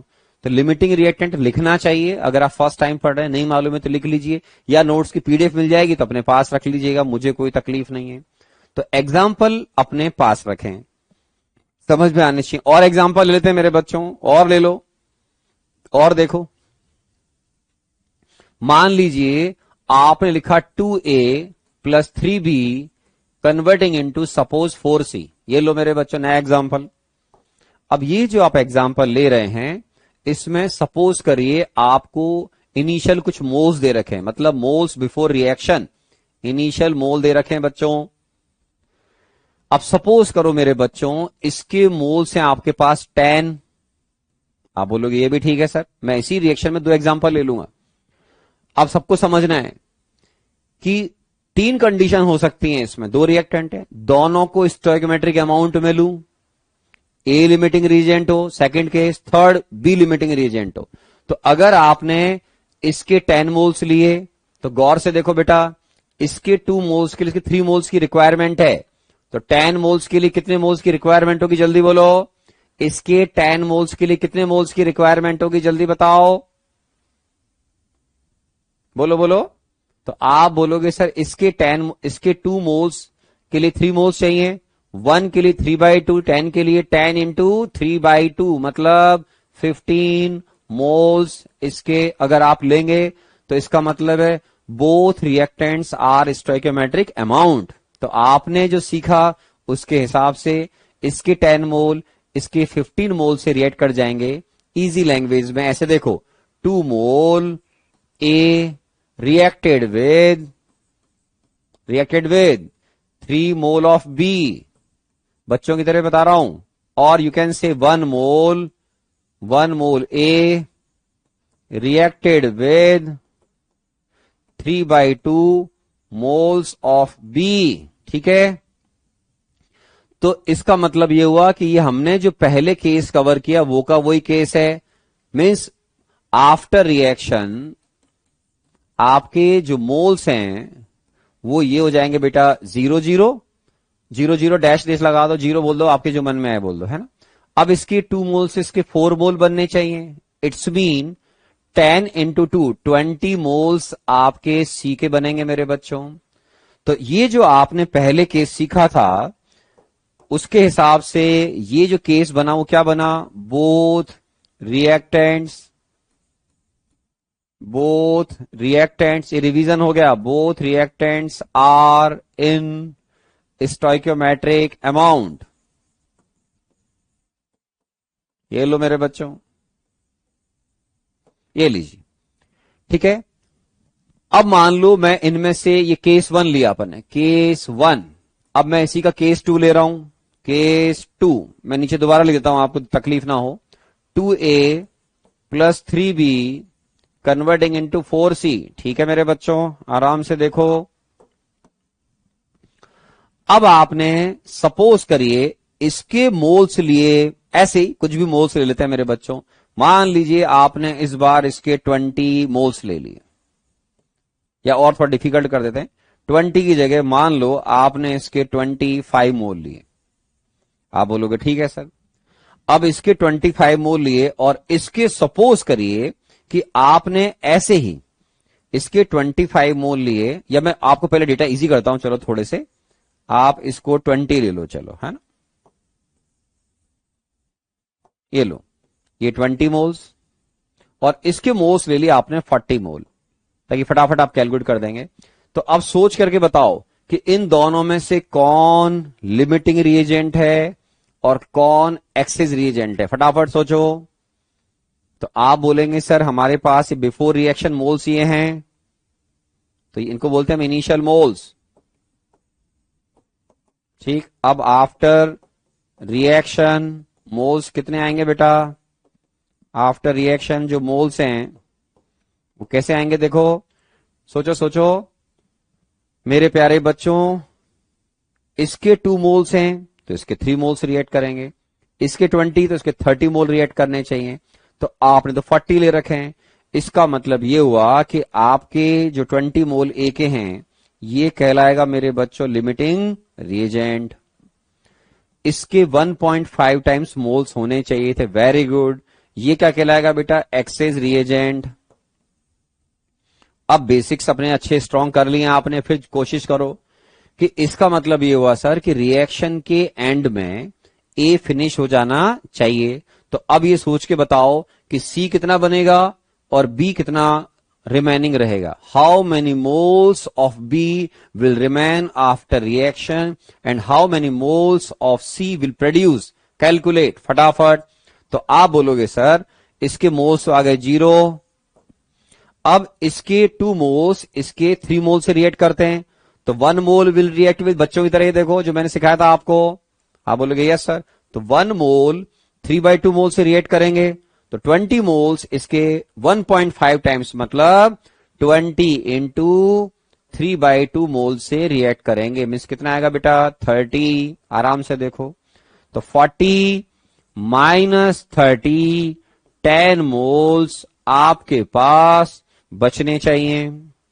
सी कितना बनेगा बेटा, how many moles, 2 moles of a produced 4 moles of c, so 20 mole will produce how much, 40 moles of C। आराम से देख लीजिए, ठीक है, आराम से देख लीजिए। तो इसके 0 मोल रिमेनिंग होंगे, इसके 10 मोल बचेंगे बेटा, और आराम से कॉफिशिएंट्स को देखते रहो। 2 मोल विल प्रोड्यूस 4 मोल, तो यहां लिखिए आराम से 40 मोल। और इनमें कभी भी डाउट आए तो ऐसे लिख लिया करो बच्चों की तरह, 2 moles of A reacted with 3 moles of B, so 1 mole of A will react with 3/2 moles of B, so 10 या 20 moles will react with 20 into 3/2। बिल्कुल बच्चों की तरह करेंगे एक स्टेप, 2 20 10 10 into 3 30 moles, बिल्कुल एक एक स्टेप करिए आराम से।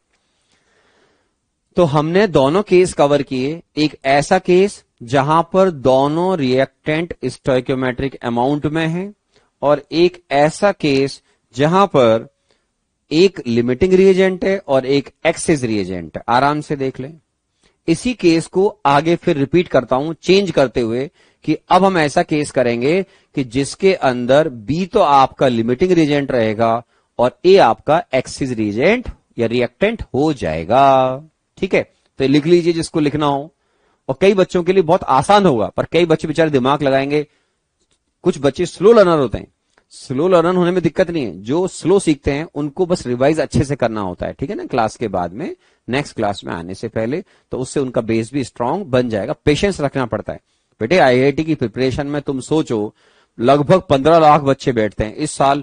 ऑलमोस्ट 15 लाख बच्चों ने रजिस्ट्रेशन किया जेई मेन के लिए। 14.75 लाख, लगभग 15.25 लाख बच्चों ने आईआईटी दिया था।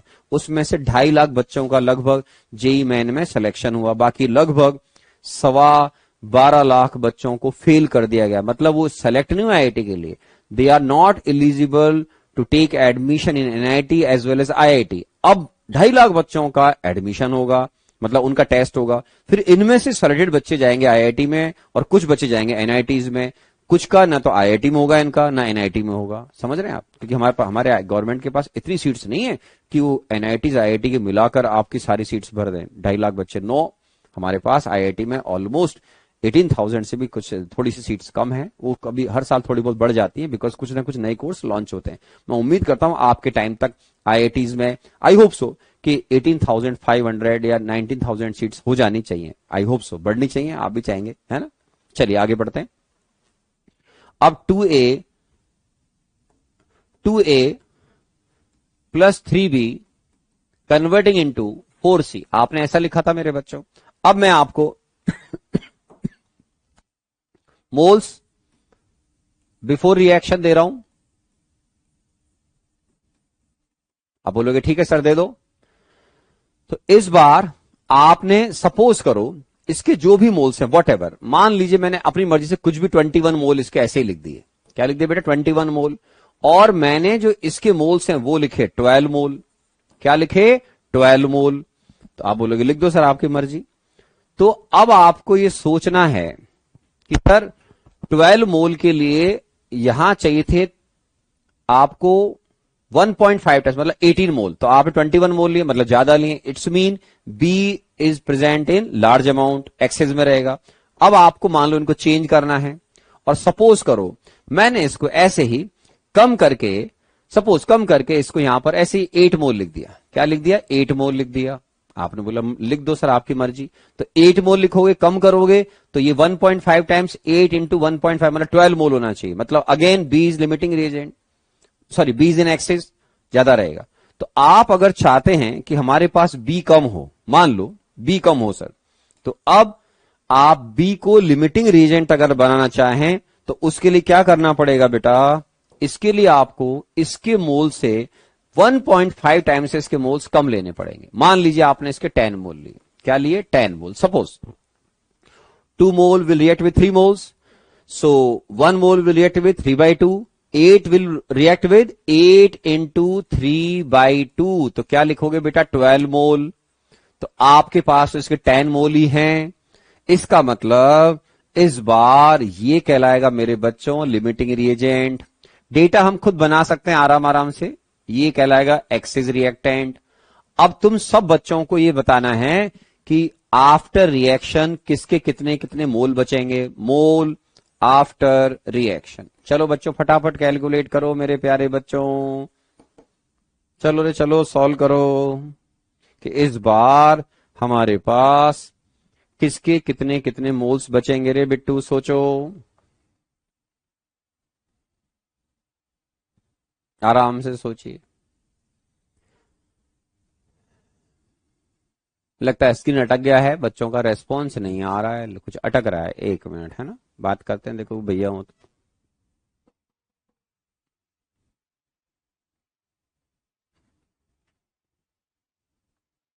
आपके रेस्पॉन्स मुझ तक नहीं आ रहे हैं, कुछ हल्का सा अटक गया है मामला। चलो कोई नहीं, देखते हैं ना।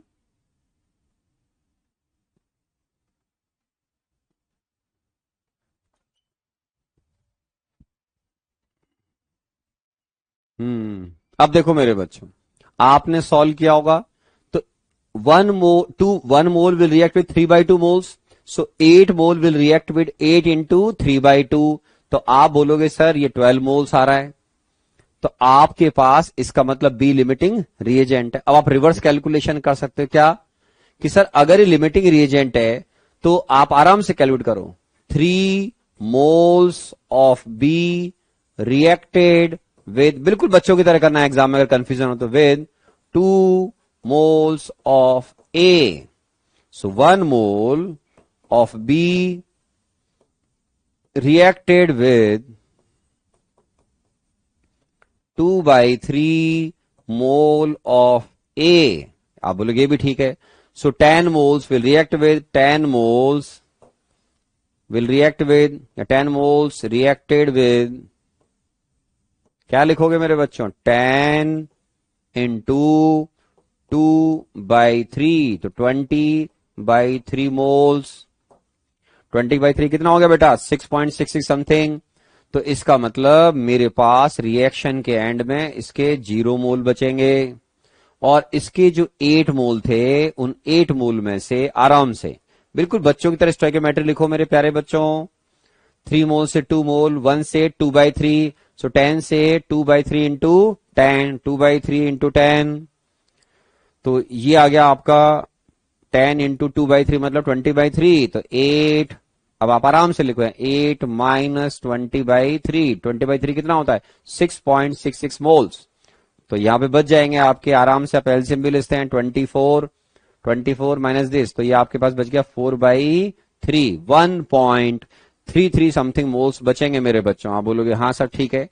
तो आपके पास इसके मोल्स इतने बच गए, इसके 0 मोल, और इसके मोल्स कितने बनने चाहिए मेरे बच्चों, आप कैलकुलेट करो. तो आप बोलोगे कर रहे हैं सर, तो आराम से आप मोल्स कैलकुलेट करो. तो अब देखिए 3 moles of B produce 4 mole of C. आप बोलोगे ये भी ठीक है सर. सो आप आराम से देखो यहां पे 3 मोल, अब 1 मोल विल प्रोड्यूस, आराम से लिखो 3 moles of B produced या फॉर्म्ड कितना बेटा, 4 moles of C. So 1 mole of be formed कितना बेटा, 4/3 मोल्स ऑफ सी. एक एक स्टेप लिख रहा हूं मेरे बच्चों, ताकि जो बच्चे नए हैं या थोड़े स्लो लग रहे हैं तो उनको भी पूरा मौका मिल जाए अपनी बिल्डिंग को स्ट्रांग बनाने का. तो देखिए 10 मोल्स ऑफ बी प्रोड्यूस्ड या फॉर्म्ड क्या लिखोगे, 4/3 इंटू 10. आप बोलोगे यस सर, तो ये आ जाएंगे मेरे बच्चों 40/3 मोल्स. ये लीजिए. आप बोलोगे हाँ सर ये भी ठीक है. तो ये आपके पास 13 पॉइंट जो भी आएगा वट कितना आ रहा है, 13 पॉइंट समथिंग आएगा, ठीक है. तो ये आपके पास जो मोल्स हैं वो आएंगे 40/3 मोल्स ऑफ सी. ये लीजिए मेरे बच्चों. तो हमारे को एग्जाम में ऐसे प्रॉब्लम फंस सकते हैं जिसमें आपको लिमिटिंग रिएक्टेंट निकालना पड़े और उसके बेसिस पर कैलकुलेशन करनी पड़े. तो हमेशा ध्यान रखें प्रोडक्ट के मोल्स कितने प्रोड्यूस होंगे उसको डिसाइड करता है हमारा कौन, लिमिटिंग रिएजेंट, और एक्सिस रिएक्टेंट आपका हमेशा बचेगा. तो मैंने आपको 3 चीजें बताई मेरे बच्चों, both reactants present in stoichiometric amount, एक उनमें एक्सिस में हो, एक लिमिटिंग एजेंट हो, या उसको रिवर्स कर दें. तो इस बार हमने केस को रिवर्स किया, ताकि मान लो किसी बच्चे की कंसंट्रेशन किसी वजह से कम हो गई या थी, तो वो दोबारा एग्जाम्पल देखकर समझ सकता है. और एक एक लाइन लिखी है ताकि आपको कोई तकलीफ ना हो. ये भी एग्जाम्पल बताया, ये देखो आपके लिए स्माइली भी बनाई, डेंजर स्माइली नहीं. तो आप आराम से यहां देखिए, both reactants present in stoichiometric amount, फिर एक एक स्टेप लिखिए. तो आपको कंसंट्रेशन का लेवल बढ़ाना पड़ेगा. बाकी पार्ट बहुत इंटरेस्टिंग होता है, अच्छे बच्चों को ये पार्ट बहुत अच्छा लगता है कैलकुलेशन के पॉइंट ऑफ व्यू से, है ना, ठीक है.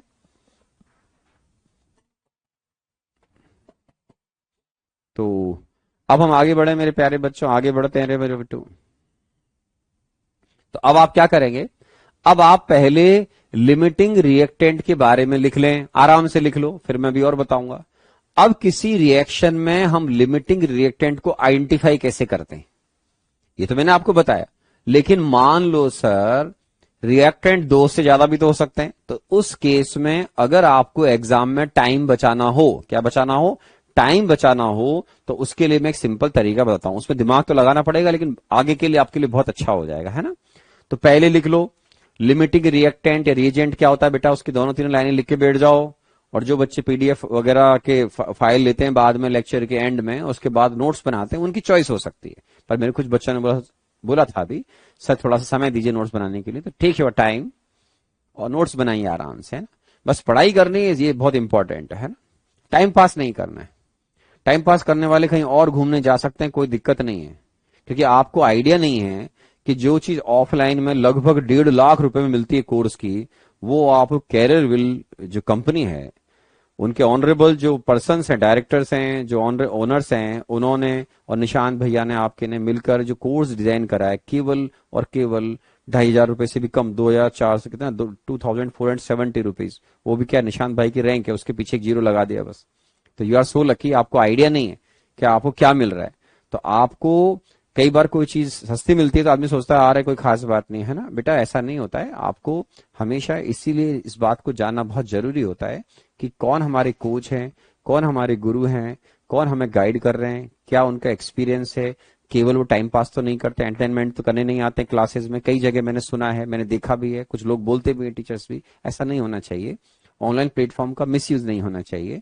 बच्चे भी मिसयूज करते हैं, कुछ ऑनरेबल फैकल्टीज भी करते हैं, सारे नहीं, सारे दुनिया में अच्छे या सारे दुनिया में बुरे नहीं होते हैं, सब रिलेटिव मामला है नहीं।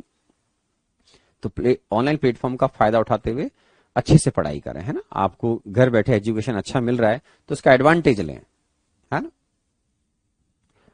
तो लिमिटिंग रिएक्टेंट लिख लिया होगा मेरे बच्चों। अब मैं आपको किसी रिएक्शन में लिमिटिंग रिएक्टेंट कैसे निकालते हैं वो भी बताऊंगा, तो ये मैं अभी सिखाऊंगा आपको। अब आप ये भी लिख लो जो मैंने आपको बताया था कि एक्सिस रिएक्टेंट क्या होता है मेरे बच्चों, वो एक्सिस रिएक्टेंट क्या होता है वो भी लिख लो। लिखो आराम से, मैं पानी पी लेता हूं मेरे बच्चों, ठीक है ना, आराम से लिखो।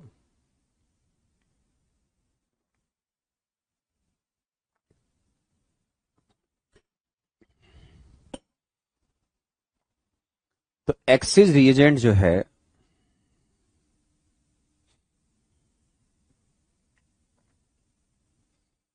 यार स्क्रीन पे बच्चों का रेस्पॉन्स नहीं आ रहा है, कुछ लफड़ा है, रुक गया है ये, है ना। आ जाएगा आ जाएगा, अभी डीपी डिस्कशन करेंगे तो उसमें भी काम आएगा। तो ये एक्सिस रिएक्टेंट लिख लीजिए। आप बोलोगे हाँ सर लिख लेते हैं हम, है ना।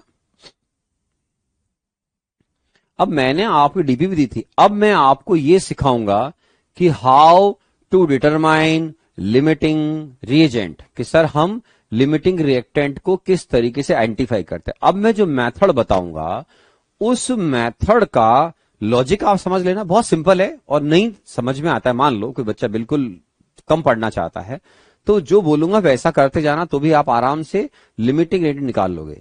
जब केवल 2 रिएक्टेंट होते हैं तो उनको उनमें से लिमिटिंग रिएक्टेंट को निकालना बड़ा आसान होता है। लेकिन अगर रिएक्टेंट 3 दे दे एग्जामिनर और तीनों के उटपटांग लिखेगा 5, 9, 7 या 2.5, 8.2 समथिंग इस तरीके से, तो कभी कभी उनको सॉल्व करने में टाइम ज्यादा लग जाता है, तो उसका हमको ध्यान रखना है। 1 मिनट,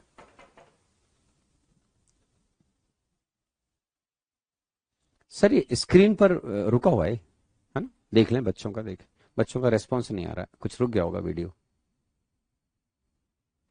है ना, आराम से देख ले। तो एक्सिस रिएक्टेंट क्या होता है वो भी आप देख लें, है ना, ठीक है ना।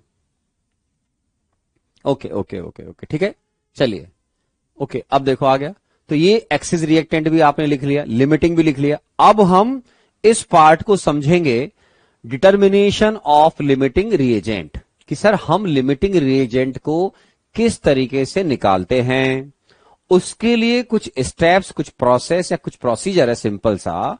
वो प्रोसीजर क्या है मेरे बच्चों, कि पहले कोई भी अगर रिएक्शन दे रखी हो, ठीक है, कोई भी सर अगर रिएक्शन दे रखी हो मेरे बच्चों, तो उसमें सबसे पहले रिएक्टेंट के मोल्स निकाल लो। अगर मोल्स नहीं दे रखे हो तो ठीक है, मोल्स निकालने के बाद calculate ratio of moles of reactant to the stoichiometric coefficient. उस रिएक्टेंट को उसी के स्टोइकोमेट्रिक कोफिशिएंट से डिवाइड कर दो। ये पार्ट मैं आपको भी सिखाऊंगा नेक्स्ट क्लास में, अगर टाइम बच गया तो आज, तो नहीं तो नेक्स्ट क्लास में सिखाऊंगा। पहले लिख लें आराम से ना। तो सबसे पहले तुमको क्या करना है मेरे बच्चों, अगर आपको नंबर ऑफ मोल्स नहीं दे रखे हैं मेरे प्यारे बच्चों, तो आपको सबसे पहले number of moles her reactant के निकालने, ठीक है। लॉजिक में बताऊंगा आपको, कोई जल्दबाजी नहीं करनी है। अब उसके बाद कैलकुलेट रेशियो, जो रिएक्टेंट हो उसके गिवन मोल्स को उसी के स्टोइकोमेट्रिक कॉफिशिएंट से डिवाइड कर दो मेरे बच्चों।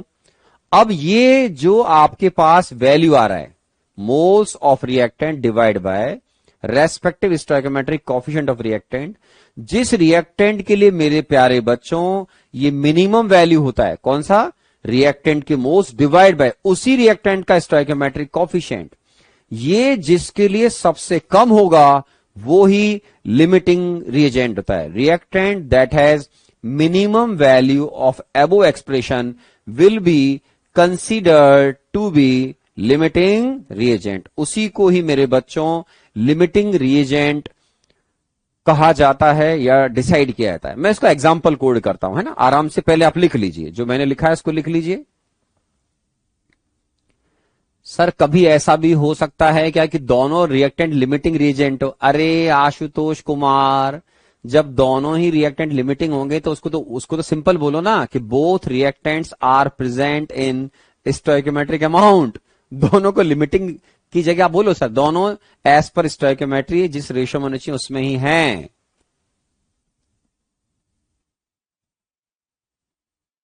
समर्थ गुप्ता, सर पीसी के ऑल डीबी प्रोवाइड कर देना। नहीं नहीं, आराम से, कोई जल्दी नहीं, जैसे जैसे पढ़ेंगे वैसे वैसे आगे बढ़ेंगे। हम जल्दबाजी नहीं करते हैं। जल्दबाजी का मतलब जिसको घास काटनी हो घास काटे, जिसको घास खानी हो घास खाए।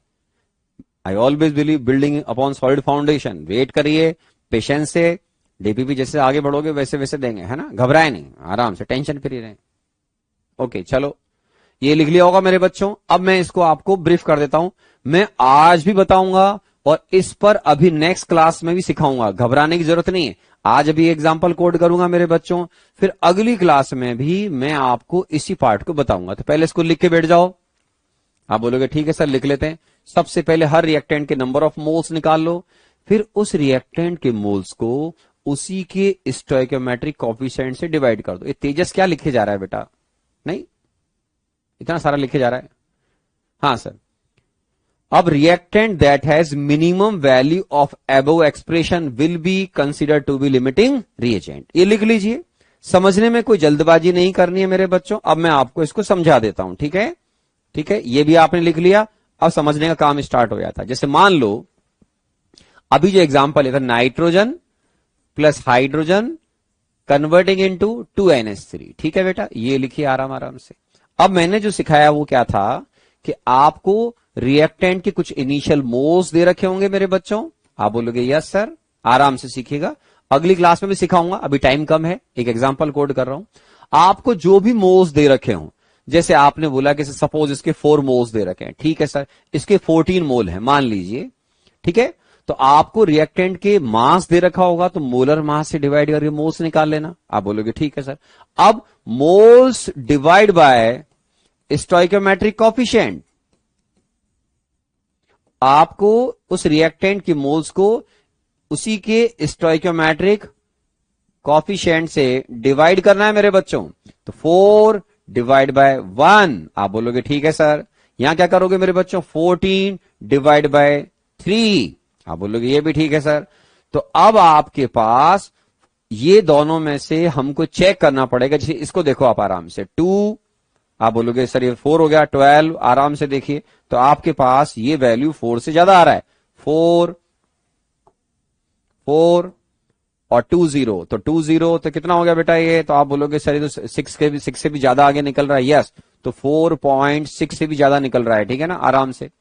तो आप बोलोगे तो उसके अकॉर्डिंग सर ये तो 4.6 समथिंग जा रहा है, तो ये वैल्यू स्मॉल है, तो इसकी वैल्यू मिनिमम है, तो इसका मतलब यही कहलाएगा मेरे बच्चों कौन? Limiting reagent. तो इसके मोल्स के बेसिस पर आपको प्रोडक्ट कितना बनेगा वो कैलकुलेट करना पड़ेगा। तो इसके 4 मोल से इसके 2 into 4 8 मोल बनेंगे बेटा।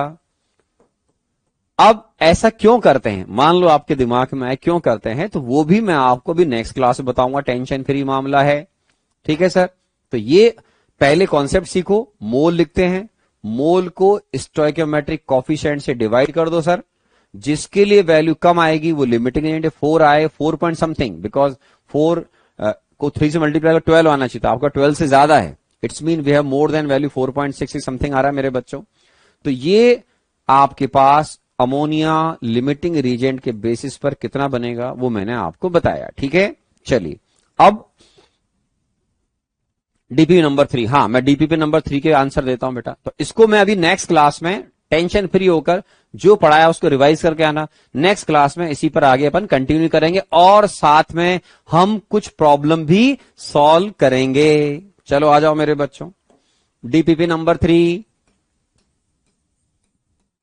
डीपीपी नंबर 3 इजी लगेगा वो आपको, आपके डीपीपी नंबर 1 2 करने के बाद।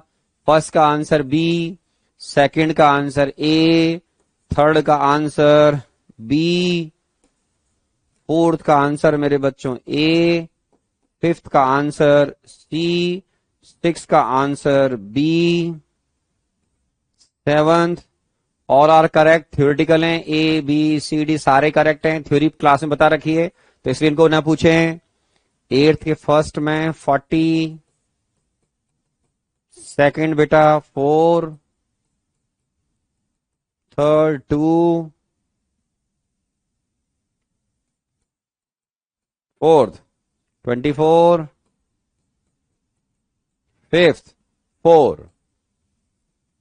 तो ये भी ठीक है। नाइन्थ का आंसर आ रहा है मेरे बच्चों 10 इंटू 6.02 टू 10⁻23। आराम से देख लिए, 10th 6.02 इंटू 10⁻13 ग्राम पर ml। आज भी मैंने आपको हाइड्रेट कंपाउंड के बारे में बताया था, तो क्वेश्चन नंबर 8 आज की नॉलेज के बाद आपसे वैसे भी हो जाना चाहिए। वन फॉर्मूला यूनिट का मतलब है आपको जो एक पार्टिकल दे रखा है, कंबाइंड मॉलिक्यूल जिसको बोलते हैं हाइड्रेट कंपाउंड, एलम वगैरह इस तरह के आपने नाम सुने होंगे। तो ये जो सब्सटेंस है उसकी थ्योरी अपन ने आज भी सुनी है, तो ये आपसे आराम से हो जाएगा, है ना। ये थ्योरेटिकल है, क्लास में पूरी थ्योरी बता रखी है, तो मेरे ख्याल से अब ये आपको सारे प्रॉब्लम आपसे हो जाने चाहिए। इजी प्रॉब्लम लगे होंगे, इसमें कोई डाउट नहीं होना चाहिए। बच्चे बोले no doubt, very good very good very good, शाबाश। किसी को डाउट है क्या, देख रहा हूं मैं। हाँ, एक मनन गंभीर का क्वेश्चन नंबर 2 पर डाउट आ रहा है बेटा। क्वेश्चन नंबर 2 बेटा बहुत इजी प्रॉब्लम है, एक्स्ट्रा ऑर्डिनरी आप पढ़ाई नहीं कर रहे हैं, इसका मतलब which of the following sample contain smallest number of atom. Smallest number of atom देखो 1 डिवाइड बाय 44 कर दो बेटा, ये हो जाएंगे मोल्स ऑफ CO2। आप बोलोगे ठीक है, अब इसमें सबसे कम नंबर ऑफ एटम्स हैं तो ये तो होंगे मोल्स। मोल्स को मल्टीप्लाई करो 6.022 इंटू 10⁻23 से, ये हो गए उसके मॉलिक्यूल्स। और उसके मॉलिक्यूल में अब कितने एटम है बेटा, CO2 के एक मॉलिक्यूल में 3 एटम्स हैं, एक कार्बन और 2 ऑक्सीजन। तो ये आपके पास वैल्यू सबसे कम आएगी। बहुत simple. Sir please explain question number 6। Question number 6 मैंने क्लास में करा दिया है, बच्चों बताओ याद है कि नहीं है। क्लास में कराया था, क्लास एग्जाम्पल कुछ याद आ रहा है बच्चों। ये क्वेश्चन हमने क्लास में कवर किया था, यस और नो। चलिए और बताएं। ठीक है, क्वेश्चन नंबर 10, क्वेश्चन नंबर 10 बताता हूं बेटा। 10 के अलावा और कोई तो डाउट नहीं है। चलिए, एक बच्चे ने पूछा क्वेश्चन नंबर 3 में क्या है बेटा, number of gram atom of oxygen, gram atom of oxygen. अब मैंने सिखाया था ना क्लास में, कंसंट्रेशन पुअर का मतलब समझ में आ गया, ढंग से नहीं पढ़ोगे तो ये होगा ग्राम एटम। ग्राम एटम का मतलब मोल, तो इसका मतलब होता है आपको मोल्स ऑफ ओ निकालने हैं। थ्योरी क्यों नहीं पढ़ रहे हो मेरे लाल, रिवीजन नहीं कर रहे हो ढंग से। तो क्वेश्चन नंबर 3 में नंबर ऑफ ग्राम एटम का मतलब है मोल्स ऑफ ओ निकालने हैं। तो क्या करोगे मेरे बच्चों, number of moles of O 128 और इसका मोलर मास क्या बेटा 16। आप बोलोगे यस सर, तो हमारे पास ये कितना आएगा बेटा 8 मोल। इतने सिंपल सिंपल क्वेश्चन नहीं आने का मतलब है कि तुम मेहनत नहीं कर रहे हो बिट्टू। थर्ड भी हो गया भाई साहब, ठीक है। बाकी क्लास के इलस्ट्रेशन से मैच करेंगे आपके क्वेश्चन, ठीक है। एक बच्चे ने क्वेश्चन नंबर जैसे 4 भी लिख दिया अभी बोर्ड पे, तो 4 भी बहुत आसान है मेरे बच्चों। मॉलिक्यूलर वेट ऑफ गैस निकालना है अपने को, जिसमें पूछा गया है, नहीं फोर्थ नंबर ऑफ मॉलिक्यूल्स देखो 22.4 इंटू 10⁻³ ये मीटर क्यूब है बेटा। तो इसका मतलब क्या हो गया 22.4 इंटू 10⁻³ इंटू 1000 क्या हो गया बेटा लीटर, तो ये हो गया 22.4 लीटर। ये लीजिए। अब क्या निकालना है इसमें, नंबर ऑफ मॉलिक्यूल्स। तो आपके पास नंबर ऑफ मोल्स निकाल लो बेटा। Number of moles of ideal gas कौन है बेटा, ये SO2 eight 180 m and 273 kelvin. तो 22.4 डिवाइड बाय 22.4, 1 मोल आ गए बेटा। आप बोलोगे यस सर। तो इसमें मॉलिक्यूल्स कितने हो जाएंगे बेटा, number of, very easy problems. इसका मतलब कई बच्चे मेहनत नहीं कर रहे हैं, ये टाइम पास कर रहे हैं 9th-10th की तरह। Number of molecules of SO2, तो उन बच्चों को गाइडेंस दूंगा, मेरे प्यारे बच्चों ऐसे काम नहीं चलेगा। आप नोट्स को रिवाइज नहीं कर रहे हैं, प्रैक्टिस नहीं कर रहे हैं, प्रैक्टिस करिए। इनको बोलते हैं extraordinary easy problems. Question number 5 इस तरह क्वेश्चन मैंने क्लास में करा रखा है मेरे बच्चों, ठीक है। हाँ 5 भी क्लास में करा रखा है, बहुत बढ़िया। क्वेश्चन नंबर 5 मैंने करवाया था आपको क्लास में, इसी तरह का क्वेश्चन था सेम।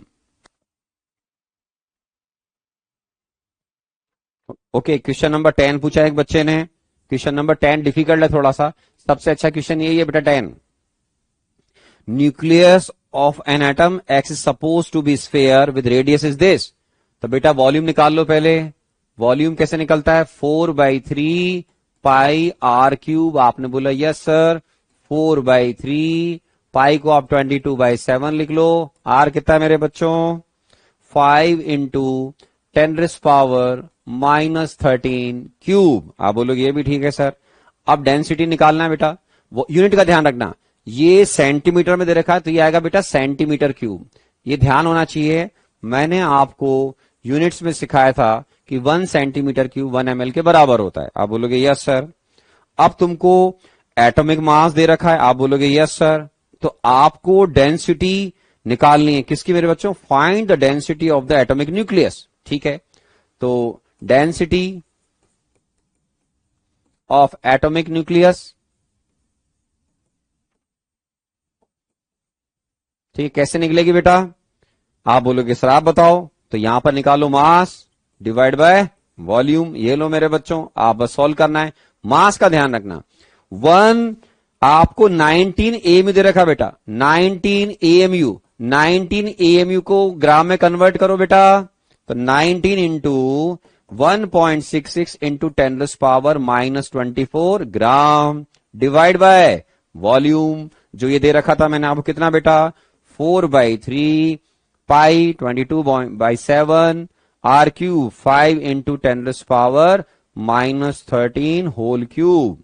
ये किस में आ गया, ml बोल दीजिए। तो हमारा आंसर आएगा ग्राम पर ml में। अब सॉल्व हो जाएगा। चलिए, एक बच्चा बोल रहा है सर 8th का सेकंड। बेटे 8th के सेकंड में, ये तो बहुत सिंपल प्रॉब्लम है, आराम से देख लीजिए, है ना। तो ग्राम पर ml में आपका आंसर आ जाएगा। 8th के सेकंड में ये बहुत सिंपल है, K2SO4 dot Al2SO4 whole thrice dot 24H2O। इसका मतलब क्या होता है मेरे प्यारे बच्चों, 1 मोल दिस कंपाउंड कंटेनिंग, सामने देखो, 1 mole of K2SO4, 1 mole of aluminium sulphate Al2SO4 thrice and 24 mole of water. तो आपको अगर एक बच्चे ने पूछा सेकंड बताओ, तो सेकंड में इधर आओ। सेकंड में आप जब देखोगे तो इधर देखो मेरे बच्चों, जिसको नहीं आया उसने केयरफुली देखा ही नहीं, ये सल्फर 1 रहा। आप बोलोगे यस। इधर सल्फर देखो बेटा, SO4 होल थ्राइस, मतलब 3 मोल सल्फर यहां आएगा। तो सल्फर के जो मोल्स हैं वो 4 मोल S हो जाएंगे। बेटे केयरफुली देखो यार, ऐसी प्रॉब्लम नहीं करोगे तो जेई मेन कैसे निकलेगा। नहीं, एक बच्चे ने क्वेश्चन नंबर 9 पे बटन दबा रखा है, 2-3 बच्चे ने, क्या नाम है इसका, खेरा पता नहीं क्या लिखा हुआ है, ठीक है। तो क्वेश्चन नंबर 9 भी हो जाएगा। ये लीजिए 9th क्वेश्चन है ना। 9th क्वेश्चन में क्या है बेटा, ये तो बहुत ही आसान है। Total number of electrons present in 18 ml water. 18 ml water. Density क्या होता है बेटा, मास बाय वॉल्यूम। तो आपके पास डेंसिटी कितनी है बेटा, 1 ग्राम पर ml। वॉल्यूम कितना है, 18 ml। तो इसका मतलब मास ऑफ 18 ml वाटर कितना हो गया बेटा, 18 ग्राम। मोल्स कितने हो गए बेटा, मोल्स ऑफ वाटर, ये लो मेरे बच्चे, 18 डिवाइड बाय 18 1। अब H, इस सब क्लास में ऐसे क्वेश्चन बहुत कराए थे बेटा, सिंसियरली उस समय सुनते नहीं थे, ढंग से पढ़ नहीं रहे थे, रिवीजन करते नहीं है, दिक्कत आएंगी। ये कितने क्वेश्चन कराए मैंने ऐसे बताओ। अब इसमें आराम से देखो, इसमें इलेक्ट्रॉन 1 है, इसमें इलेक्ट्रॉन 8 है। अब तुम्हारे पास 2 H हैं और 1 O है, तो कुल मिलाकर आपके पास 2 + 8 10 इलेक्ट्रॉन एक मॉलिक्यूल में होने चाहिए। तो इलेक्ट्रॉन्स इन इलेक्ट्रॉन्स। अब आप आराम से देखो, तो जिस बच्चे ने पूछा थोड़ी बहुत बेटा कंसंट्रेशन बढ़ाओ और मेहनत करो थोड़ी सी उसके ऊपर। तो देखो, मॉलिक्यूल्स ऑफ H2 निकाल लो मेरे बच्चों। कैसे निकालोगे? 1 × 6.02 10⁻23। अब नंबर ऑफ इलेक्ट्रॉन्स निकाल लो। तो नंबर ऑफ इलेक्ट्रॉन्स कितने आएंगे बेटा? 10 × 1 × 6.0 10⁻23। तो जो बच्चे पूछ रहे थे तेजस वगैरह वगैरह, वो सब आराम से देख लीजिए, आपका आंसर आ जाएगा। ये लीजिए, ठीक है। क्वेश्चन नंबर 5 तो बताया था ना, क्लास में ऐसे सॉल्व किए थे बेटे। इसमें H2O के अंदर ध्यान रखना है, H2O में हाइड्रोजन के अंदर 2, 8 इधर 10 इलेक्ट्रॉन होंगे ना। Very simple. एक बच्चे ने 5 भी पूछ लिया। हे भगवान, कुछ पढ़ाई वढ़ाई नहीं करते हैं ये। मॉलिक्यूलर वेट दे रखा है 11.2 लीटर। तो इसका मतलब क्या हो गया मेरे बच्चों? मोल्स निकाल लो। मोल्स ऑफ SO2 गैस कौन सा है? 5th गैस के बारे में पता नहीं है, चलो ठीक है। तो मोल्स ऑफ गैस निकाल लो बेटा। मोल्स ऑफ गैस कैसे निकालते थे प्यारे बच्चों? Volume in litre divide by 22.4। कहां पर? At 180 m and 273 kelvin. तो ये कितना आ गया बेटा? आपको दे रखा था 11.2 डिवाइड बाय 22.4। ऐसा क्वेश्चन क्लास में करवाया था ना बेटा। तो 0.5 मोल आ गए। अब 0.5 मोल गैस का मास ऑफ 0.5 मोल कौन सी गैस है? पता नहीं। 0.5 मोल गैस कितना दे रखा है बेटा? आपको दे रखा 32 ग्राम।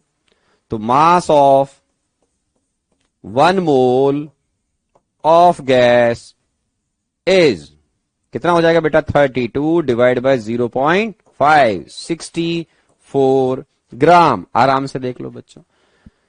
तो आप मेरे बच्चों और मेहनत करो, बहुत ज्यादा एक्स्ट्राऑर्डिनरी मेहनत की जरूरत नहीं है। यहाँ थोड़ी सी ज्यादा मेहनत करनी है। आप मेहनत भी नहीं कर रहे हो, तो सारे ही प्रॉब्लम आपने लगभग मेरे से सॉल्व करवा लिए। थोड़ा मेहनत करें बच्चों, बेसिक्स पे ध्यान दो, रिवीजन प्रॉपर करो, ठीक है। तो अगली क्लास में हम फिर मिलेंगे और लिमिटिंग रिएजेंट कैसे निकालते हैं वो मैं आपको दोबारा से उसमें बताऊंगा, ठीक है। चलिए, अब आपको मैंने जो बोला उसके अकॉर्डिंग बुक के प्रॉब्लम सॉल्व करना स्टार्ट कर दो मेरे बच्चों, है ना। और शीट में से मैं आपको नेक्स्ट क्लास में होमवर्क देना स्टार्ट कर दूंगा, ठीक है।